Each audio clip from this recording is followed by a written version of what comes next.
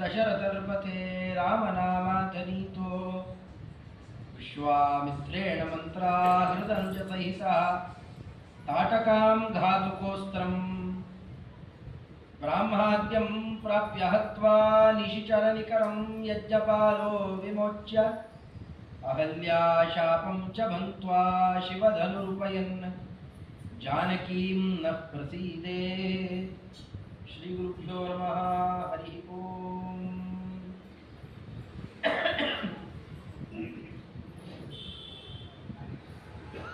ಅಂತೂ ಶುರು ಮಾಡಿದ್ರಪ್ಪ ರಾಮಾಯಣ.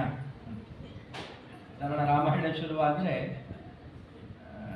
ತುಂಬ ದೀರ್ಘದ ಗೋಳಿನ ಕಥೆ ಶುರುವಾದರೆ ಹಾಗಾಡುವ ಪದ್ಧತಿ ಇದೆ.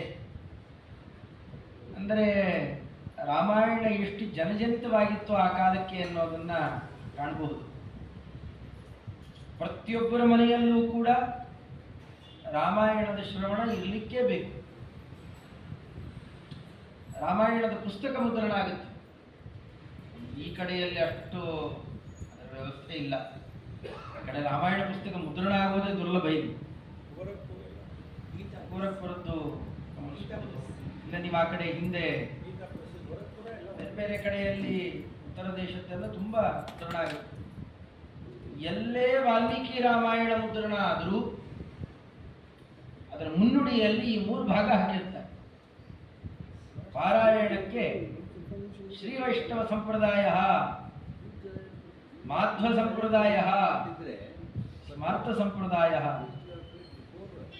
ಈ ಸಮಯ ಬಂತು ಅಂತಂದ್ರೆ ಪ್ರತಿಯೊಬ್ಬರೂ ಸಂಕಲ್ಪ ಮಾಡಿ ರಾಮಾಯಣ ಪಾರಾಯಣ ಮಾಡಲಿಕ್ಕೆ ಬೇಕು.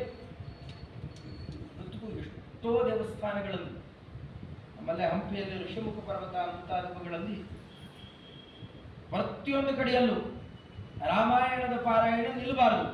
ಸೂರ್ಯೋದಯದಿಂದ ಸೂರ್ಯಾಸ್ತಮಾನದ ತನಕ ಒಬ್ಬರಿಗೆ ಆಗೋಲ್ಲ, 8-10 ಜನದ ವ್ಯವಸ್ಥೆ ಮಾಡಿರ್ತಾರೆ. ಒಬ್ಬರು ಮಾಡ್ತಾ ಇದ್ರು, ನಿಂತರೆ ಇನ್ನೊಬ್ಬರು ನಿಂತರೆ ಮತ್ತೊಬ್ಬರು, ಈಗ ನಡೀತಾನೆ ಇರಬೇಕು. ಯಾವತ್ ಸ್ಥಾಸ್ಯಂತಿ ಗಿರಯಃ ಸರಿತಶ್ಚ ಮಹ್ಯಃ. ದೊಡ್ಡ ದೊಡ್ಡ ನದಿಗಳು, ದೊಡ್ಡ ದೊಡ್ಡ ಪರ್ವತಗಳು, ಚಂದ್ರ ಸೂರ್ಯರು ಎಲ್ಲಿ ತನಕ ಇರ್ತಾರೋ ಅಲ್ಲಿ ತನಕ ರಾಮಾಯಣಂ ಮಹೀತಲೇ, ರಾಮಾಯಣ ಅಲ್ಲಿ ತನಕ ಇದ್ದೇ ಇರುತ್ತೆ ಅಂತ ಚತುರ್ಮುಖ ಬ್ರಹ್ಮದೇವರು ವಾಲ್ಮೀಕಿ ಋಷಿಗಳಿಗೆ ಆಶೀರ್ವಾದ ಮಾಡಿದರು. ಅವರೇ ಹೇಳಿ ರಚನೆ ಮಾಡಿಸ್ತಾರೆ. ಅವರೇ ಆ ಚರಿತ್ರೆಯನ್ನು ಈ ಕ್ರಮದಲ್ಲಿ ಇರುತ್ತೆ ವಾಲ್ಮೀಕಿ ರಾಮಾಯಣಕ್ಕೆ. ವಾಸ್ತವಿಕವಾಗಿ ವೇದ ತುಲ್ಯವಾದದ್ದು ಹಯಗ್ರೀವ ದೇವರ ರಚನೆ ಮಾಡಿದಂತಹ ರಾಮಾವತಾರದ ಪ್ರಸಕ್ತಿಯೇ ಇಲ್ಲಾಗ ಆ ಹೊತ್ತಿಗೇನೆ ರಚನೆ ಮಾಡಿ ಚತುರ್ಮುಖ ಬ್ರಹ್ಮದೇವರು ಉಪದೇಶ ಮಾಡಿದ್ರಂತೆ. ಅದು ಇನ್ನೂ ಸುದೀರ್ಘವಾದದ್ದು. ಅದು ಎಷ್ಟು ಅಂತ ಆಚಾರ್ಯರು ಉಲ್ಲೇಖ ಮಾಡ್ತಾರೆ. 100,000,000 ಪ್ರವಿಸ್ತರಂ. 100,000,000 ಭಾಗವತ ಅಂತಂದ್ರೆ 18,000 ಅಂತ, 1000 ಕೇಳಿದಿದೆ.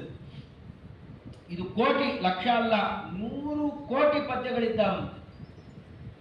ಪ್ರಾಯ 1,00,000 ಶ್ಲೋಕ ಇರುವ ಮಹಾಭಾರತ ಒಂದಾವೃತ್ತಿ ಸುಮ್ಮನೆ ಮೇಲೇನಿದೆ ಅಂತ ಕೇಳೋದೇ ಅತ್ಯಂತ ಸಾಹಸದ ಕೆಲಸ. ಅಂಥದ್ದು 100 ಕೋಟಿ ಪದ್ಯಗಳು. ಅದಕ್ಕೆ ಅಧಿಕಾರಿಗಳಿದ್ದಾರೆ. ಬ್ರಹ್ಮಾದಿ ದೇವತೆಗಳು ಹಯಗ್ರೀವ ದೇವರ ಮುಖದಿಂದ ಕೇಳಿ ನಿರಂತರವಾಗಿ ಅದನ್ನು ಧ್ಯಾನ ಮಾಡುತ್ತಾರೆ. ಬರೇ ಗೋಳಿನ ಚರಿತ್ರೆ ಆಗಿದ್ರೆ ಒಬ್ಬ ರಾಮ ಅಂತ ಒಬ್ಬ ರಾಜ, ಒಂದು ಐತಿಹಾಸಿಕ ಪಾತ್ರ. ಅವನು ಯಾವುದೋ ಉದ್ದೇಶದಿಂದ, ಒಳಗಡೆಯಲ್ಲಿ ಕೆಲವೊಮ್ಮೆ ಕೆಟ್ಟವರು ಇರ್ತಾರೆ, ಒಳ್ಳೆತನ ತೋರಿಸ್ಕೋತಾ ಇರ್ತಾರೆ. ಏನು ಉದ್ದೇಶ ಗೊತ್ತಿಲ್ಲ, ಒಟ್ಟಂತೂ ಕಾಡಿಗೆ ಹೋಗಿ ಕೆಲವು ದಿವಸ ಇದ್ದು ಯಾರನ್ನು ಹೊಡೆದು ಕಷ್ಟಪಟ್ಟು ಮತ್ತೆ ಬಂದು ರಾಜ್ಯಕೋಶ ಆಳಿದ. ಏನಂಥ ಮಹತ್ವ ಅಂತ ಕಾಣೋಲ್ಲ. ಬರೀ ಇಷ್ಟನ್ನು ಹೇಳಲಿಕ್ಕೆ ಇಷ್ಟಿಷ್ಟು ದೊಡ್ಡ ದೊಡ್ಡ ರಾಮಾಯಣ ಅಂತನೋ, ಅದನ್ನು ಪ್ರತಿ ವರ್ಷನೂ ಕೇಳು, ಅದಕ್ಕೆ 100 ಕೋಟಿ ಶ್ಲೋಕ ಎಲ್ಲ ಬಳಕೆ ಮಾಡುವುದು, ಬರೀ ಯಾವುದೋ ಒಂದು ಐತಿಹಾಸಿಕ ಪಾತ್ರ ಚಿತ್ರಗಳನ್ನೇ ಆಗಿದ್ದಿದ್ರೆ ಇಷ್ಟೆಲ್ಲ ನಡೀತಿರಲಿಲ್ಲ. ಅದು ಬರೀ ಐತಿಹಾಸಿಕ ಪಾತ್ರ ಅಲ್ಲ. ಮತ್ತೆ ಜಗದೊಡೆಯನೇ ನಮ್ಮನ್ನ ತಿದ್ದಲಿಕ್ಕೆ ಅಂತ ಮಾಡಿದ ಒಂದು ರೂಪ. ಹನುಮಂತ ದೇವರು ರಾಮಾಯಣದ ಬಗ್ಗೆ ಯಾವಾಗಲೂ ಹೇಳ್ತಾ ಇರ್ತಾರಂತೆ, ಸ್ವಾಮಿ ರಾಮಾಯಣದ ಮೂಲೋದ್ದೇಶ ಏನು ಸ್ವಲ್ಪ ತಿಳಿಸಿರಿ ಅಂತ ಕಿಂಪುರುಷ ಖಂಡದಲ್ಲಿ ಕೇಳಿದಾಗ ಭಾಗವತದಲ್ಲಿ ದಾಖಲು ಮಾಡಿದ್ದಾರೆ. ಮರ್ತ್ಯಾವತಾರಸ್ತ್ವಿಹ ಮರ್ತ್ಯ ಶಿಕ್ಷಣಂ ರಕ್ಷೋವಧಾಯೈವ ನ ಕೇವಲಂ ವಿಭೋ. ಸಾಧಾರಣ ನಮ್ಮನ್ನು ಯಾರನ್ನಾರ ಕೇಳಿದ್ರೆ ಏನಂತ ಹೇಳ್ತೇವೆ? ರಾಮ ಅವತಾರ ಯಾಕಾಯ್ತು? ರಾಮ ಅನ್ನೋ ರೂಪ ಬಂತಲ್ಲ, ಯಾತಕ್ಕೋಸ್ಕರ? ನಾವೇನಂತೇವೆ? ಇಲ್ಲ, ರಾವಣನನ್ನು ಕೊಲ್ಲಿಕ್ಕೆ ಅಷ್ಟು ಕಷ್ಟ ಇತ್ತ ರಾವಣನ ಕೊಲ್ಲೋದು. ಅವನು ಉಸಿರಾಟಕ್ಕೆ ಅವಕಾಶ ಕೊಡದೇ ಇದ್ದರೆ ತಾನೇ ಸತ್ತು ಹೋಗ್ತಿದ್ದ. ಆ ರೀತಿಯಲ್ಲಿ ಕೊಲ್ಲೋದು ದೊಡ್ಡದಲ್ಲ. ಅವನ ಉಪಟಳಗಳು ಏನೇನಿದ್ದಾವೆ, ಅವನ ಬಲ ಏನೇನಿದೆ, ಅವನ ಸ್ವಭಾವ ಏನಿದೆ, ಅವೆಲ್ಲದಕ್ಕೂ ಅವಕಾಶ ಕೊಟ್ಟು ಅವನು ಹೇಗೆ ಹೊಡಿಬೇಕು ಹಾಗೆ ಹೊಡೆದರೆ ಮತ್ತೆ ಇನ್ನೊಮ್ಮೆ ರಾವಣರು ಹುಟ್ಟುಕೊಳ್ಬಾರದು. ಅಂಥ ಒಂದು ವ್ಯವಸ್ಥೆ. ಇಂಥ ಪ್ರಸಂಗ ಬಂದಾಗ ಸಜ್ಜನರು ಕೂಡ ಹೇಗೆ ನಡ್ಕೊಳ್ಬೇಕು? ಸಾಧಾರಣ ಭಗವಂತ ಹೀಗಿದ್ದಾನೆ, ಹೀಗೆ ಹೇಳಿದ್ದಾನೆ, ಹೀಗೆ ನಡೀಬೇಕಂತೆ ಅಂತೆಲ್ಲ ಸ್ವಲ್ಪ ಒಂದಷ್ಟು ಆಗ್ರಹ ಮಾಡಿದರೆ ಜನ ಏನಂತಾರೆ? ಏನು ದೇವರಿಗೇನ್ರಿ ಬೇಕಾದ ಹೇಳ್ತಾರೆ, ಅವನೇ ಬಂದಿದ್ದಾನೆ, ಅವನಿಗೇನ ಕಷ್ಟ ಇದ್ದಿರ್ತಾನೆ ಗೊತ್ತಾಗೋದು. ಅವನು ನಮ್ಮಂತ ಕಷ್ಟಪಟ್ಟಿದ್ದರೆ ಗೊತ್ತಾಗಿರೋರು ಈ ರೀತಿ ಮಾತಾಡ್ತಾರೆ. ಭಗವಂತ ಅಂದ ನಾನೇ ಬರ್ತೇನೆ, ಹೇಗೆ ನಡಿಬೇಕು ಅಂತ ನಾನೇ ನಡೆದು ತೋರಿಸ್ತೇನೆ, ಆಗಬಹುದಾ? ಮರ್ತ್ಯಾವತಾರ ಆತು ಮರ್ತ್ಯ ಶಿಕ್ಷಣ. ಇದು ಬರೇ ಒಬ್ಬ ರಾಕ್ಷಸನನ್ನು ಕೊಲ್ಲೋದು ಅಂತ ಅಷ್ಟೇ ಉದ್ದೇಶ ಅಲ್ಲ. ಮತ್ತೆ ಮನುಷ್ಯರು ಹೇಗೆ ನಡಿಬೇಕು, ಎಂಥ ಆಪತ್ಕಾಲ ಬಂದಾಗಲೂ ಧರ್ಮವನ್ನೇ ಹೇಗೆ ನಡೆಸಬೇಕು ಅನ್ನೋದರ ಮೇಲೆ ಗುರಿ. ನಮ್ಮ ಗುರಿ ಏನಿದೆ ಅಂತ ಗೊತ್ತಾದಾಗ ಅವಾಗ ಏಕಪ್ರಕಾರ ಇರ್ಲಿಕ್ಕೆ ಬರುತ್ತೆ. ಲಕ್ಷ್ಮಣದೇವರು ಕೇಳ್ತಾರೆ ಇದನ್ನು, ಬಹಳ ಆಶ್ಚರ್ಯದಿಂದ ಪ್ರಶ್ನೆ ಮಾಡಿದ್ದಿದೆ. ನಾ ಇದೇನು ಆಶ್ಚರ್ಯ, ಹಿಂದಿನ ದಿವಸ ಕರಲು ದಶರಥ ಮಹಾರಾಜರು, 8 ಜನ ಮಂತ್ರಿಗಳು, ವಸಿಷ್ಠಾದಿ ದೊಡ್ಡ ದೊಡ್ಡ ಋಷಿಗಳು, ಗ್ರಾಮಣ್ಯರು, ಬ್ರಾಹ್ಮಣ ಅಗ್ರಗಣಿಗಳು ಎಲ್ಲ ಸೇರ್ಕೊಂಡಿದ್ದಾರೆ. ಅಂದರೆ ಊರಿನ ಈ ಶಾನುಭೋಗರು ಮುಂತಾದವರೆಲ್ಲ ಇರ್ತಾರಲ್ಲ, ಅಂಥವರೆಲ್ಲರೂ ಸೇರಿರುವಂತಹ, ಅಂದರೆ ಮುಖ್ಯಾಧಿಕಾರಿಗಳು ಅಂತ ಯಾರ್ಯಾರಿದ್ದಾರೆ ಎಲ್ಲ ಸೇರಿದ ದೊಡ್ಡ ಸಭೆ. ಎಲ್ಲರೂ ಮುಂದೆ ದಶರಥ ಮಹಾರಾಜರು ಈ ವಿಷಯ ಪ್ರಸ್ತಾಪ ಮಾಡ್ತಾರೆ. ರಾಮದೇವರಿಗೆ ನನ್ನ ಮಗ ಜ್ಯೇಷ್ಠ ಪುತ್ರ, ಅವನಿಗೆ ಪ್ರಾಪ್ತ ವಯಸ್ಕರಿದ್ದಾನೆ, ಮದುವೆ ಆಗಿದೆ, ಎಲ್ಲ ಯೋಗ್ಯವಾದ ಕ್ರಮದಲ್ಲಿದೆ, ನನಗೇನೋ ಪಟ್ಟ ಕಟ್ಟಬೇಕು ಅಂತಿದೆ, ನಿಮ್ಮ ಅಭಿಪ್ರಾಯ ಏನು? ಒಬ್ಬೊಬ್ಬರು ಒಂದೊಂದು ಗುಣಗಳನ್ನು ಹೇಳ್ತಾ ಮಾಡ್ತಾ, ನಾನು ಹೀಗೆ ಅನುಭವಿಸಿದ್ದೆ, ಹೀಗೆ ಅವನ ಕಂಡಿದ್ದೆ ಹೇಳ್ತಾ ಹೇಳ್ತಾ ಕಡೆಗಂತಾರೆ. ವಸಿಷ್ಠರು ಅಂತಾರೆ ಅದನ್ನು, ನೋಡಪ್ಪ ದಶರಥ ಮಹಾರಾಜ, ತುಂಬ ಅದು ಇದು ಮಾತಾಡಿ ಪ್ರಯೋಜನ ಇಲ್ಲ. ನಾವಂದೇ ಹೇಳ, ನಮ್ಮ ಹೃದಯ ಸಿಂಹಾಸನದಲ್ಲಿ ಅವನಿಗೆ ಪಟ್ಟ ಕಟ್ಟಿದ್ದಾಗೋಗಿದೆ. ನೀನು ಈ ಸಿಂಹಾಸನದಲ್ಲಿ ಪಟ್ಟ ಕಟ್ಟಬೇಕು ಅಂತ ನೀನು ವಿಚಾರ ಮಾಡ್ತಾ ಇದ್ದೀಯ. ನಾವಾಗಲೇ ಪಟ್ಟ ಕಟ್ಟಿದ್ದು ಆಗೋಗಿದೆ, ಅಲ್ಲೆಲ್ಲ ಅರಸನಾಗಿ ಮೆರಿತಾ ಇದ್ದಾರವನು ಅಂತ ಅಂತಾರೆ. ಬಹಳ ಸಂತೋಷ ಆಗುತ್ತೆ. ರಾಮನನ್ನು ಕರೆಸಿ ಮಾತಾಡ್ತಾರೆ. ನಿನಗೆ ನಾಳೆ, ಬಹಳ ದಿವಸದ ಹಿಂದೆ ನಡೆದಿದ್ದಲ್ಲ ಇದು, ನಾಳೆನೇ ಒಳ್ಳೆ ನಕ್ಷತ್ರ ಇದೆ, ನನಗೆ ಅಶುಭ ಸೂಚನೆ ಆಗಿದೆಯಪ್ಪ. ಹೀಗಾಗಿ ನಿನಗೆ ನಾಳೆ ಬೆಳಗ್ಗಿನ ಮುಹೂರ್ತದಲ್ಲಿ ಪಟ್ಟಾಭಿಷೇಕ ಆಗಲಿ ಅಂತ ತಲೆ ಅಲ್ಲಾಡಿಸ್ತಾರೆ. ಈಗಿನ ಹುಡುಗರಿಗೆ ಹಾಗೆ ನಾನು ಒಂದು ಜವಾಬ್ದಾರಿ ಕೊಡಕ್ಕೆ ಹೇಳಿ ನೋಡೋಣ. ಅಯ್ಯೋ ನನಗೆ ಈಗಲೇ ಯಾಕೆ ಮದುವೆ ಮಾಡ್ಕೊಂಡ್ರೆ ಇಷ್ಟುದ್ದ ತೆಗಿತಾರೆ, ಈಗಲೇ ಯಾಕೆ ನಾನು ಅದು ಮಾಡಬೇಕು ಇದು ಮಾಡಬೇಕು, ಜವಾಬ್ದಾರಿ ಈಗಲೇ ಯಾಕೆ, ನಾವು ಸುಮ್ಮನೆ ಇನ್ನೂ ಆಟ ಮಾಡಿಕೊಂಡು ಇರಬೇಕು ಅಂತ. ಹೀಗಲ್ಲ, ಅದಕ್ಕೂ ಏನು ಬೇರೆ ಮಾತೇ ಇಲ್ಲ. ಆಗಲಿ ಓ ಮಿತ್ಯುವಾಚ ಅಷ್ಟೇ, ಆಗಲಿ ಅಂತ ಅಷ್ಟೇ ಮಾತಾಡಿತು. ಮಾರನೇ ದಿವಸ ಇಲ್ಲ ಹೇಳಿ ಕಳಿಸಿದ್ದಾರಂತೆ, ನಿಮ್ಮ ತಂದೆ ಬರಬೇಕಂತ, ಕೈ ಮನೆಗೆ ಬರಬೇಕಂತ. ಅಲ್ಲಿ ಹೋದರೆ ಪ್ರಕ್ಷುಬ್ಧ ವಾತಾವರಣ, ರಾಮ ರಾಮ ಅಂತ ಚೀರಿ ಚೀರಿ ಮತ್ತೆ ಮತ್ತೆ ಹಲವುತ್ತಾ ಮೂರ್ಛೆ ಹೋಗ್ತಾ ಇದ್ದಾರೆ ದಶರಥ ರಾಜರು. ಮಾತಾಡ್ಲಿಕ್ಕೆ ಆಗ್ತಾ ಇಲ್ಲ. ನನ್ನ ಬಾಯಲ್ಲೇ ಹಾಗೆ ಹೇಳಿ ಅಂತ ಓಡಾಡ್ತಾ ಇದ್ದಾಗ ಕೈಕೇಯಿ ಆದೇಶ ಕೊಟ್ಟಳು, ನಿಮ್ಮ ತಂದೆಯವರ ಆಸೆಪ್ಪ ಹೇಳಲಿಕ್ಕೆ ಯಾಕೋ ನಾಚ್ಕೋತಾ ಇದ್ದಾರೆ. ನೀನು ಯಾವ ಮುಹೂರ್ತದಲ್ಲಿ ಪಟ್ಟಾಭಿಷಿಕ್ತನಾಗಬೇಕಿತ್ತೋ ಸರಿಯಾಗಿ ಅದೇ ಮುಹೂರ್ತಕ್ಕೆ ಗಾಡಿ ಹೊರಟೋಗ್ಬೇಕು. ನಾಳೆ ಬರೋದಲ್ಲ, 14 ವರ್ಷ ಕಳೆದ ಮೇಲೆ ಬದುಕಿದ್ದರೆ ಬರಬೇಕಂತ. ಅಷ್ಟೆಲ್ಲ ರಾಜಕುಮಾರರು ಕಾಡಲ್ಲಿ ಹೋಗಿ ಅಷ್ಟೆಲ್ಲ ವರ್ಷ ಇದ್ದು ಬರ್ತಾರೆ ಅನ್ನೋ ನಂಬಿಕೆ ಯಾರಿಗೂ ಇರಲಿಲ್ಲ. ಅತಿ ಕೋಮಲರಾಗಿ ಇಲ್ಲಿ ಬೆಳೆದವರು ಅಲ್ಲೆಲ್ಲೆಲ್ಲೋ ಹೋಗ್ತಾರೆ, ಕಾಡಲ್ಲೇ ತಿರುಗಾಡಬೇಕು, ಮತ್ತೆ ಜಯಿಸಿ ಬರ್ತಾರೆ ಅಂತ ನಿಶ್ಚಯ ಇಲ್ಲ. ನೀನು ಹೋಗ್ಬೇಕಂತೆ. ಅದೇ ಸಮಯಕ್ಕೆ ಭರತನಿಗೆ ಪಟ್ಟ ಕಟ್ಟಬೇಕಂತೆ. ನನಗೆ ಹಿಂದೆನೇ ವರ ಕೊಟ್ಟಿದ್ರು, ಹೇಳಲಿಕ್ಕೆ ನಾಚಿಕೊಳ್ತಾ ಇದ್ದಾರೆ. ತಡ ಮಾಡಬೇಡ, ನೀ ಎಷ್ಟೋ ಹೊತ್ತಿರ್ತೀಯ ಅಷ್ಟೊತ್ತು ಅವ್ರು ಹಿಂಸೆ ಪಡ್ತಾರೆ, ಬೇಗ ಹೊರಟು. ಕೇಳಿ ಏನು ಮಾತಾಡೋಲ್ಲ. ನೀ ಯಾರು ಹೇಳಲಿಕ್ಕೆ? ನಮ್ಮಪ್ಪ ಹೇಳಿ ಅದನ್ನ.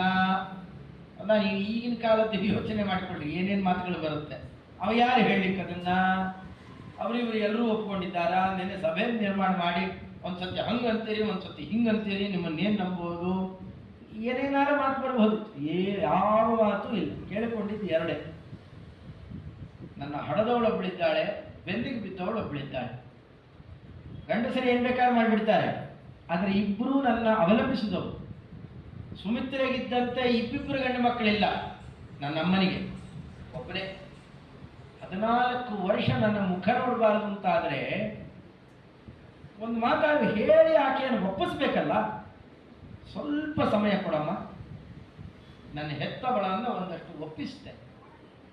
ಬೆನ್ನಿಗೆ ಬಿದ್ದವಳು ಬಿಡ್ತಾಳೆ, ಕೈ ಹಿಡಿದವಳು, ಅವಳನ್ನು ಒಪ್ಪಿಸಿ ಅವನು ಇಲ್ಲಿ ಉಳಿಸಿ ಹೊರಟ್ಬಿಡ್ತೀನಿ. ಅಷ್ಟಕ್ಕೆ ಸಮಯ, ಇನ್ಯಾವ ಸಮಯನೂ ಇಲ್ಲ. ಅದಷ್ಟನ್ನು ಮಾತ್ರ ಪೂರೈಸಿ ಹೊರಡ್ತೇನೆ. ಮತ್ತೊಬ್ಬರಿಗೆ ಯಾರಿಗೂ ಈ ಸೌಜನ್ಯ ಬರುತ್ತಾ? ಇನ್ನೂ ವಿಚಿತ್ರ ಅಂತಂದ್ರೇನು, ತನ್ನ ಇಡೀ ಸಂಪತ್ತನ್ನ ತನಗೀಗಾಗಲೇ ಏನು ಕೊಟ್ಟಿದ್ರು, ಉಡುಗೊರೆ ಬಂದಿದ್ದಿತ್ತು. ದಶರಥ ಮಹಾರಾಜ ತಾನೇನೇನು ಪ್ರೀತಿಯಿಂದ ಮಗನಿಗೆ ಅಂತ ಕೊಟ್ಟಿದ್ನೋ, ಇನ್ನು ಇದರ ಮೇಲೆ ಅಳೆಯ ಅಂತ ಜನಕರಾಜ ಕೊಟ್ಟಿದ್ದ ಉಪಬರಹಣ ಅದು ಎಷ್ಟಿತ್ತದು. ಅವರು ಅಲ್ಲಿಂದ ಇವತ್ತಿನ ಅದು ಮಿಥಿಲಾ ಅಂತಂದರೆ ನೇಪಾಳ, ಅಲ್ಲಿಂದ ಅಯೋಧ್ಯೆಯ ತನಕ, ಅಲ್ಲಿಂದ ಅಯೋಧ್ಯೆಯ ತನಕ ಬರೋದನ್ನೇ ಹೇಗೆ ಚಿತ್ರಣ ಮಾಡ್ತಾರೆ.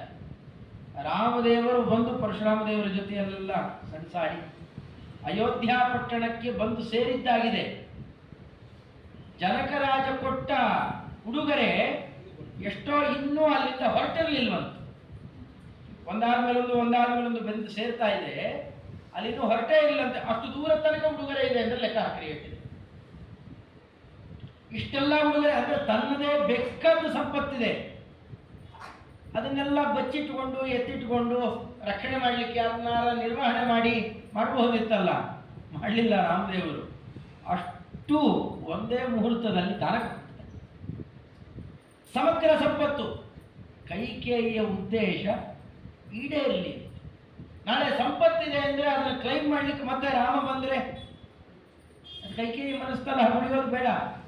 ನನ್ನ ಯಾವ ಭಾಗವೂ ಇಲ್ಲಿಲ್ಲ, ಏನೂ ಇಲ್ಲ, ಎಲ್ಲ ಬಿಟ್ಟು ಹೊರಟೋಗ್ತೇನೆ. ಹೆಂಡತಿಯನ್ನು ಕರ್ಕೊಂಡು ಹೊರಟ್ಬಿಟ್ಟ. ಅವಳನ್ನಾರು ಉಳಿಸಿ ಹೋಗಿದ್ದಿದ್ರೆ ಅದು ಇಲ್ಲ. ಅದನ್ನ ಊರ್ಮಿಳೆ ಅಲ್ಲೇ ಉಳ್ಕೊಳ್ತಾಳೆ, ಮತ್ತೆ ಲಕ್ಷ್ಮಣನ ಪತ್ನಿ. ಆದರೆ ಸೀತಾದೇವಿ ಅಲ್ಲೇ ಉಳಿಯಲ್ಲ, ಅವಳನ್ನು ಕರ್ಕೊಂಡು ಹೊರಡ್ತಾನೆ. ಕಡೆಗೊಬ್ಬ ಮೂರು ಬೆನ್ನಿನ ಬ್ರಾಹ್ಮಣ ಬಂದು ಕೇಳಿಕೊಂಡಾಗ ಸಮಗ್ರ ತನ್ನ ಆಕಳು ಸ್ಥಳ ಏನೇನಿತ್ತೋ ಅಷ್ಟು ಆ ಬ್ರಾಹ್ಮಣನಿಗೆ ದಾನ ಮಾಡಿಬಿಡ್ತಾನೆ. ಚಮತ್ಕಾರದ ಚರಿತ್ರೆ ನಡೀತದೆ, ಸಂಗ್ರಹ ರಾಮಾಯಣದಲ್ಲಿ ಉಲ್ಲೇಖ ಮಾಡ್ತಾರೆ. ಆ ಬ್ರಾಹ್ಮಣ ಬಡವ, ಹರಕಲು ಬಟ್ಟೆ ಉಟ್ಕೊಂಡು ಬಂದಿದ್ದಾನೆ. ಬಂದು ಕೇಳಿದಂತೆ, ರಾಮಭದ್ರ ನೀ ಪಟ್ಟಾಭಿಷಿಕ್ತನಾಗ್ತೀಯಾ, ಬೇಕಾದ ಸಂಪತ್ತು ಕೊಡ್ತೀಯಾ ಕೇಳೋಣ ಅಂತ ಕಾಯ್ತಾ ಇದ್ದೆ, ನೀನೇ ಬರಿಗೈ ಮಾಡ್ಕೊಂಡು ಹೊರಟು ಬಿಟ್ಟಿದ್ದೀಯಾ, ನಾನು ನೋಡೋರು ಯಾರು? ಏನಾಗಬೇಕು ನಿನಗೆ? ಏನಿಲ್ಲ, ನನಗೊಂದಿಷ್ಟೇ, ನಾನು ಬದುಕಿಗೆ ಏನಾದ್ರು ಬೇಕಾಗಿತ್ತು. ಹೌದಾ, ಒಂದು ಕೆಲಸ ಮಾಡ್ತೀರಾ ನೋಡಿ. ಆ ಪ್ರಸಂಗದಲ್ಲಿ ಒಂದು ಹಾಸ್ಯ ಪ್ರಸಂಗ ತರ್ತಾರೆ. ಎಲ್ಲ ಗೊಳಾಡ್ತಾ ಇದ್ದಾರೆ. ಸ್ವಾಮಿ ಅನ್ನಂತೆ, ಒಂದು ಕೆಲಸ ಮಾಡ್ತೀರಾ, ನಿಮಗೂ ನಿರ್ಬಂಧ, ಕೈಯಲ್ಲಿ ದಂಡ ಹಿಡ್ಕೊಂಡಿದ್ದೀರಲ್ಲ, ಸರಿಯು ನದಿ ತೀರದಲ್ಲಿ ಬೇಕಾಷ್ಟು ಆಕಳ ಮೇಯ್ತಾ ಇದ್ದಾರೆ, ಕರ್ಕೊಂಡು ಹೋಗಿ ಪ್ರಾಸಾದದಲ್ಲಿ ತೋರಿಸುತ್ತಂತೆ. ದಾರಿ ಬರಬೇಕಾದ್ರೆ ಬಂದ್ಬಿಟ್ಟಿದ್ದಾನೆ ಅಲ್ಲಿಗೆ ಬ್ರಾಹ್ಮಣ. ಎಲ್ಲಿ ಎದುರಿಗಿತ್ತು ಅಲ್ಲೇ ತೋರಿಸೋಣ, ಅಷ್ಟೆಲ್ಲ ಆಕಳು ಮೇಯ್ತಾ ಇದೆ. ನೀವು ಈ ಕೋಲ್ ತೆಗೆದು ಬಿಸಾಡಿ, ಎಷ್ಟು ದೂರ ಹೋಗುತ್ತೋ ಅಷ್ಟು ಆಕಳು ನಿಮಗೆ. ನೀವು ಹೆಂಗೆ ಬೇಕಾದ್ರೆ ಬದುಕೋಬಹುದು. ಬ್ರಾಹ್ಮಣನ ಉತ್ಸಾಹ ಬಂದೋಯ್ತು. ಊರು ಬೆನ್ನು ಊರ್ಲಿಕ್ಕೆ ಅಂತ ಕೋಲ್ ಇಟ್ಕೊಂಡಿದ್ದಾನೆ. ಬೆನ್ನು ಎತ್ತದ್ರೆ ತಾನೇ ಎತ್ತು ಬಿಸಾಕ್ಬೋದು, ಬೆನ್ನು ಎತ್ತಲಿಕ್ಕೆ ಆಗೋಲ್ಲ. ಉಪಾಯ ಏನ್ ಮಾಡಿದ್ನಂತೆ ಗೊತ್ತಾ? ಮೈ ಮೇಲೆ ಹೊದ್ದಿದ್ನಲ್ಲ ಅಂಗವಸ್ತ್ರ ತೆಗೆದು ಟೊಂಕಕ್ಕೆ ಹಾಕಿ ಬಿಗಿದ್ನಂತೆ. ಟೊಂಕ ಎದ್ದು ನಿಂತ್ಕೊಂಡ್ಬಿಡ್ತಂತೆ. ತಗೋಣ ದಂಡ ತೆಗೆದು ಬಿಸಾಡಿದರೆ ಸರಿಯೋ ನದಿ ಆ ತೀರಕ್ಕೆ ಬಿತ್ತಂತೆ. ರಾಮಭದ್ರ ಅಲ್ಲಿ ತನಕ ಬಿಸಾಡಿದ್ದೇನೆ, ಅಷ್ಟು ನಿಮ್ಮದೇ ಕೃಷ್ಣಾರ್ಪಣ ಅಂತ ಸಮಗ್ರ ದಾನ ಮಾಡಿ ಹೊರಡ್ತಾರೆ. ಈ ಸ್ವಭಾವ ಯಾರಿಗೆ ಬರುತ್ತೆ? ಇನ್ನೂ ಇದರ ಮೇಲೆ ಕಡೆಗೆ ನಿಮ್ಮ ತಂದೆ ಹೋದಾಗ ಕೇಳ್ತಾರೆ, ಸುಮಂತ್ರ ಕೇಳ್ತಾನೆ ಮಂತ್ರಿ, ನಿಮ್ಮ ತಂದೆ ನಾ ಮನೆಗೆ ಹೋದ ತಕ್ಷಣ ಯಾಕೆ ಕರ್ಕೊಂಬರಲಿಲ್ವಾ ಸುಮಂತ್ರ? ಏನಾದ್ರು ಉಪಾಯ ಮಾಡ್ಬೇಕಾಯ್ತು. ಅದು ಇದು ಕಡೆಗೆ ಏನಂದ ನನ್ನ ಮಗ? ಕಡೆಗೆ ಏನಂದ? ಬೈಕೊಂಡ ನನ್ನನ್ನ. ಬೈದಿದ್ರ ತೃಪ್ತಿಯಾಗಿರೋ. ನಮ್ಮಪ್ಪ ಯೋಗ್ಯ ಅಲ್ಲ, ಅಯೋಗ್ಯ ಇದ್ದ, ಒಮ್ಮೆ ಬೈದ್ದ, ಅದು ಇಲ್ಲ. ಏನಂದ ಕಡೆಗೆ ಏನು ಸಂದೇಶ ಕೊಟ್ಟ ನನಗೆ ಅಂತ ಕೇಳಿದಾಗ ಸುಮಂತ್ರ ಆಡುವ ಮಾತು ಕೇಳಬೇಕು. ನಾನು ಪ್ರಜೆಗಳಲ್ಲಿ ಮತ್ತು ನಮ್ಮ ತಂದೆಯಲ್ಲಿ ಕೇಳೋದು ಒಂದೇ, ಯಾರು ನನ್ನ ಅಮ್ಮನನ್ನ ಹೀಯಾಳಿಸಬಾರದು. ಅಮ್ಮ ಅಂದ್ರೆ ಕೌಸಲ್ಯ ಅಂತ ತಿಳ್ಕೊಂಡ್ರ? ಅಲ್ಲ, ಕೈಕೇಯಿಯನ್ನ ಯಾರೂ ಈ ದೃಷ್ಟಿಯಿಂದ ಹೀಯಾಳಿಸಬಾರದು. ಕುಸಿದು ಬಿದ್ದ ದಶರಥ ಮಹಾರಾಜರು ಆಮೇಲೆ ಹೇಳೋದೇ ಆ ಮಾತು ಕೇಳಿ ತನ್ನನ್ನ ಕಾಡಿ ಓಡಿಸಿತು. ವಸಿಷ್ಠರಿಗೆ ತಡಿಲಿಕ್ಕಾಗಲ್ಲ. ವಸಿಷ್ಠರ ಕ್ಷಮಾಗುಣ ಅಂತಂದ್ರೆ ಊಹೆ ಮಾಡ್ಲಿಕ್ಕಾಗಲ್ಲ, ಅಷ್ಟು ಕ್ಷಮಾಗುಣ ಇದೆ. ಮಹಾಭಾರತ ಹೇಳುತ್ತೆ ವಸಿಷ್ಠರು ಯಾರು ಅಂತ ಅವ್ರ ಬಗ್ಗೆ ಪರಿಚಯ ಮಾಡಬೇಕಾದ್ರೆ ದೌಮ್ಯ ಋಷಿಗಳು ಹೇಳೋ ಚರಿತ್ರೆ.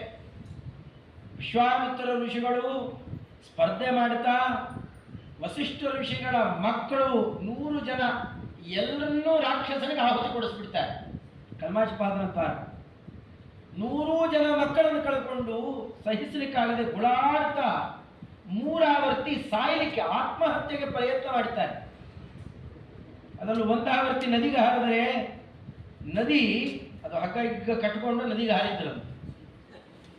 ಹಗ್ಗ ಎಲ್ಲ ತಾನೇ ಬಿಚ್ಚಿಬಿಡ್ತು. ಆ ನದಿ ಆ ವೇಗಕ್ಕೆ ಬಿಚ್ಚಿ ಅವನ್ನ ದಡ ತಗೊಂಡು ಹೋಗಿ ಬಿಡಿಸ್ತಂತೆ. ಅವನಿಗೆ ನಿಮ್ಮತ್ತವ್ರು ನನ್ನಲ್ಲಿ ಬೀಳೋದಲ್ಲ. ಆ ನದಿಗೆ ದೇವತೆಗಳೆಲ್ಲ ವಿಪಾಶ ಅಂತ ಕರೆದು, ಪಾಶವನ್ನ ಹಗ್ಗವನ್ನ ಬಿಚ್ಚಿಬಿಡ್ತಾರ, ವಿಪಾಶ ಅಂತ ಕರೆದು. ಪ್ರವಾಹ ಉಕ್ಕಿ ಹರಿತಾ ಇದೆ, ಆ ನದಿಯಲ್ಲಿ ಹರಿದ್ರು. ಸರ್ರನೆ ಪ್ರವಾಹ ಇಳಿದು 100 ಮುಖದಿಂದ ಹರಿದು 100 ಸೀಳಾಗಿ ಪ್ರವಾಹ ಇಳಿದು ಇವರು ಟೊಂಕಕ್ಕಿಂತ ಕೆಳಗೆ ಬಂದ್ಬಿಡ್ಬೇಕು. ನೀರು ಮುಳುಗಕ್ಕೆ ಆಗಬಾರ್ದು, ಆ ರೀತಿಯಲ್ಲಿ ನೀರಾಯ್ತಂತೆ. ಅದಕ್ಕೆ ಶತದ್ರು ಅಂತ ಕರೆದು. ನದಿ ಹೀಗೆಲ್ಲ ಆಗಿದೆ. ಪ್ರಕೃತಿ ವಸಿಷ್ಠರನ್ನ ಬಿಟ್ಟುಕೊಡ್ಲಿಲ್ಲ. ಮುಂದೊಂದು ಆವೃತ್ತಿಯ ಹೊರಡಬೇಕಾಗಿದ್ದರೆ ಪ್ರಾಣ ಕಳ್ಕೊಳ್ಳಿಕ್ಕೆ ಅಂತ ಗರ್ಭಗತವಾದ ಶಿಶು ವೇದ ಪಾರಾಯಣ ಮಾಡ್ತಾ ಇರೋದು ಕೇಳಿಸುತ್ತ. ಒಂದು ಆ ಗರ್ಭವತಿ ನಮಸ್ಕಾರ ಮಾಡ್ತಾಳೆ. ಯಾರ ಮಾತು ಕೇಳಿದ್ರೆ ಆ ಶಕ್ತಿ ಋಷಿಗಳ ಪತ್ನಿ ಅಂತ. ನಿಮ್ಮ ಸೊಸೆ ನಾನು ನಿಮ್ಮ ಮೊಮ್ಮಗೂನು ಹೊತ್ತಿದ್ದೇನೆ. ಹಾಗಾದ್ರೆ ನಾ ಇನ್ಮೇಲೆ ಸಾಯೋ ಪ್ರಯತ್ನ ಮಾಡೋಲ್ಲ, ಪರಾಶರ ಅಂತ ನಾಮಕರಣ ಮಾಡ್ತಾರೆ ಅಂತ ಚರಿತ್ರೆ ಹೇಳುತ್ತೆ. ಇಷ್ಟೆಲ್ಲ ಗೊತ್ತು ವಿಶ್ವಾಮಿತ್ರ ಋಷಿಗಳು ಏನ್ ಮಾಡಿದ್ದಾರೆ? ಮಾಡಿದ್ದು ಕಲ್ಮಾಶಪಾದ ರಾಜ ಶಾಪಗ್ರಸ್ತನಾಗಿ ರಕ್ಕಸನಾಗಿ ಮಕ್ಕಳನ್ನೆಲ್ಲ ಕೊಂದಿದ್ದಾನೆ. ಅವನ ಮಗನನ್ನ ಅಶ್ಮಕನನ್ನ ಉಳಿಸಿ ವಂಶ ಬೆಳೆಸ್ತಾರೆ. ಇಷ್ಟು ಕ್ಷಮಾಗುಣ ಇರುವ ಮಹಾನುಭಾವರಿಗೆ ಸಿಟ್ಟು ಬಂದ್ಬಿಡ್ತು. ಯಾವಾಗ ಸೀತಾದೇವಿಯರಿಗೆ ವಸ್ತ್ರ ತರಿಸಿ ಕೊಡ್ತಾಳೆ ಕೈಕೇಯಿ. ಎಂಥ ದಪ್ಪನೆ ನಾರು ಮಡಿ, ಅದು ಇವತ್ತು ಬರುತ್ತಲ್ಲ ದಾವಳಿ, ಆ ಥರದ್ದಲ್ರಿ. ಈಗೇನು ಒಳ್ಳೆ ನೈಲಾನಿದ್ದ ಆಗಿರುತ್ತೆ. ಮೊದಲು ಬರ್ತಾ ಇತ್ತು ದಾವಳಿ ಅಂತ ಹಾಕೊಂಡ್ಬಿಟ್ರೆ ಏನು ಎಲ್ಲ ಕಡೆ ಕೆರ್ತ ಹಾಕೊಂಡ್ಬಿಡೋದು. ಇಷ್ಟು ಉದ್ದ ಮುಳ್ಳೋದ್ರೊಳಗೆ ದಪ್ಪಕ್ಕೆ ಇಷ್ಟು ದಪ್ಪ ಹಾಕೊಂಡ್ಬಿಟ್ರೆ ಅಂಥದ್ದು ನಾರು ಮಡಿ. ನಾರನ್ನ ಹಾಗೆ ಹೊಸದು ಮಾಡಿರ್ತಾರೆ. ಇಷ್ಟು ದಪ್ಪ ಇದೆ.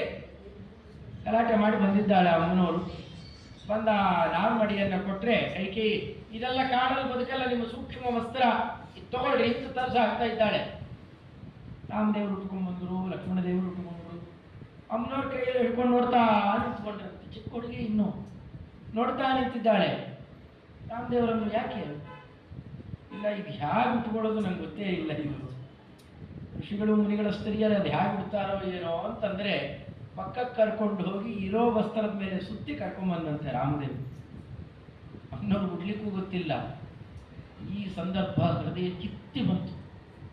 ವಸಿಷ್ಠರಿಗೆ. ಅಷ್ಟೆಲ್ಲ ಕ್ಷಮಾಗುಣ ಇದ್ದ ಮಹಾನುಭಾವರು ಕೂಡ ಸಿಟ್ಟು ಮಾಡ್ತಾರೆ.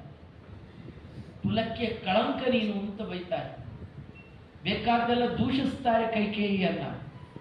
ಇಷ್ಟೆಲ್ಲ ಬೇಕಾದ್ದಾದರೂ ರಾಮದೇವರು ಆಡಿದ ಮಾತು, ನನ್ನಮ್ಮ ನನ್ನ ಯಾರು ಏನು ಅನ್ನಬಾರದು, ನನ್ನಮ್ಮ ಅಂತ ಎಲ್ಲ ಕೇಳಿದ. ಭರತನಿಗೆ ಏನೇನಾಗಬೇಕು?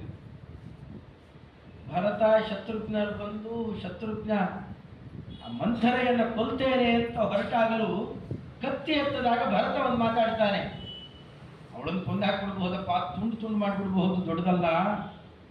ಅಕಸ್ಮಾತ್ ಸ್ತ್ರೀ ಹತ್ಯೆ ಮಾಡಿದ್ದೀಯಾ, ಅದರಿಂದಾಗಿ ಶತ್ರುಘ್ನ ನನ್ನ ಹತ್ತಿರ ಬರಬೇಡ ಅಂತ ರಾಮದೇವರು ದೂರ ಇಟ್ಟು ಏನು ಮಾಡ್ತೀಯ, ಕತ್ತಿ ಮೊದಲು ಬಿಸಾಕ್ಬಿಡ್ತಾನೆ.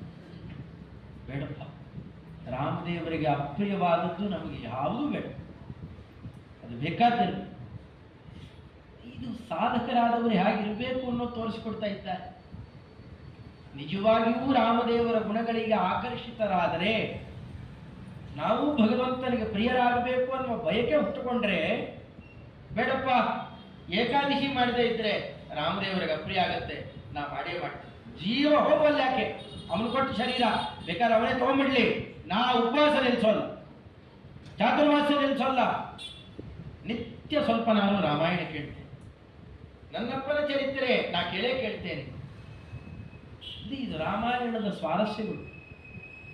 ರಾಮಾಯಣ ನೋಡಿದಾಗ ನಮ್ಮ ಜೀವನದ ಮೌಲ್ಯವನ್ನೂ ತಿದ್ದುತ್ತಾ ಅದರ ಮಹತ್ವವನ್ನು ಅರ್ಥ ಮಾಡಿಸ್ತಾ ಭಗವಂತನ ಪರಿಚಯವನ್ನು ತೋರಿಸಿಕೊಡ್ತಾರೆ.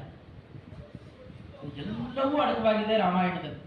ಸರಿಯಾದ ಕ್ರಮದಲ್ಲಿ ನಿತ್ಯ ರಾಮಾಯಣ ಶ್ರವಣ ಮಾಡ್ತಾ ಇದ್ದರೆ ಅವರಿಗೆ ಯಾವ ಆಪತ್ತು ಬರೋದು. ಅದಕ್ಕೆ ಇವತ್ತು ನಿಮಗೆ ನಿಮ್ಮ ಆನಂದ ಬೇಕಾ?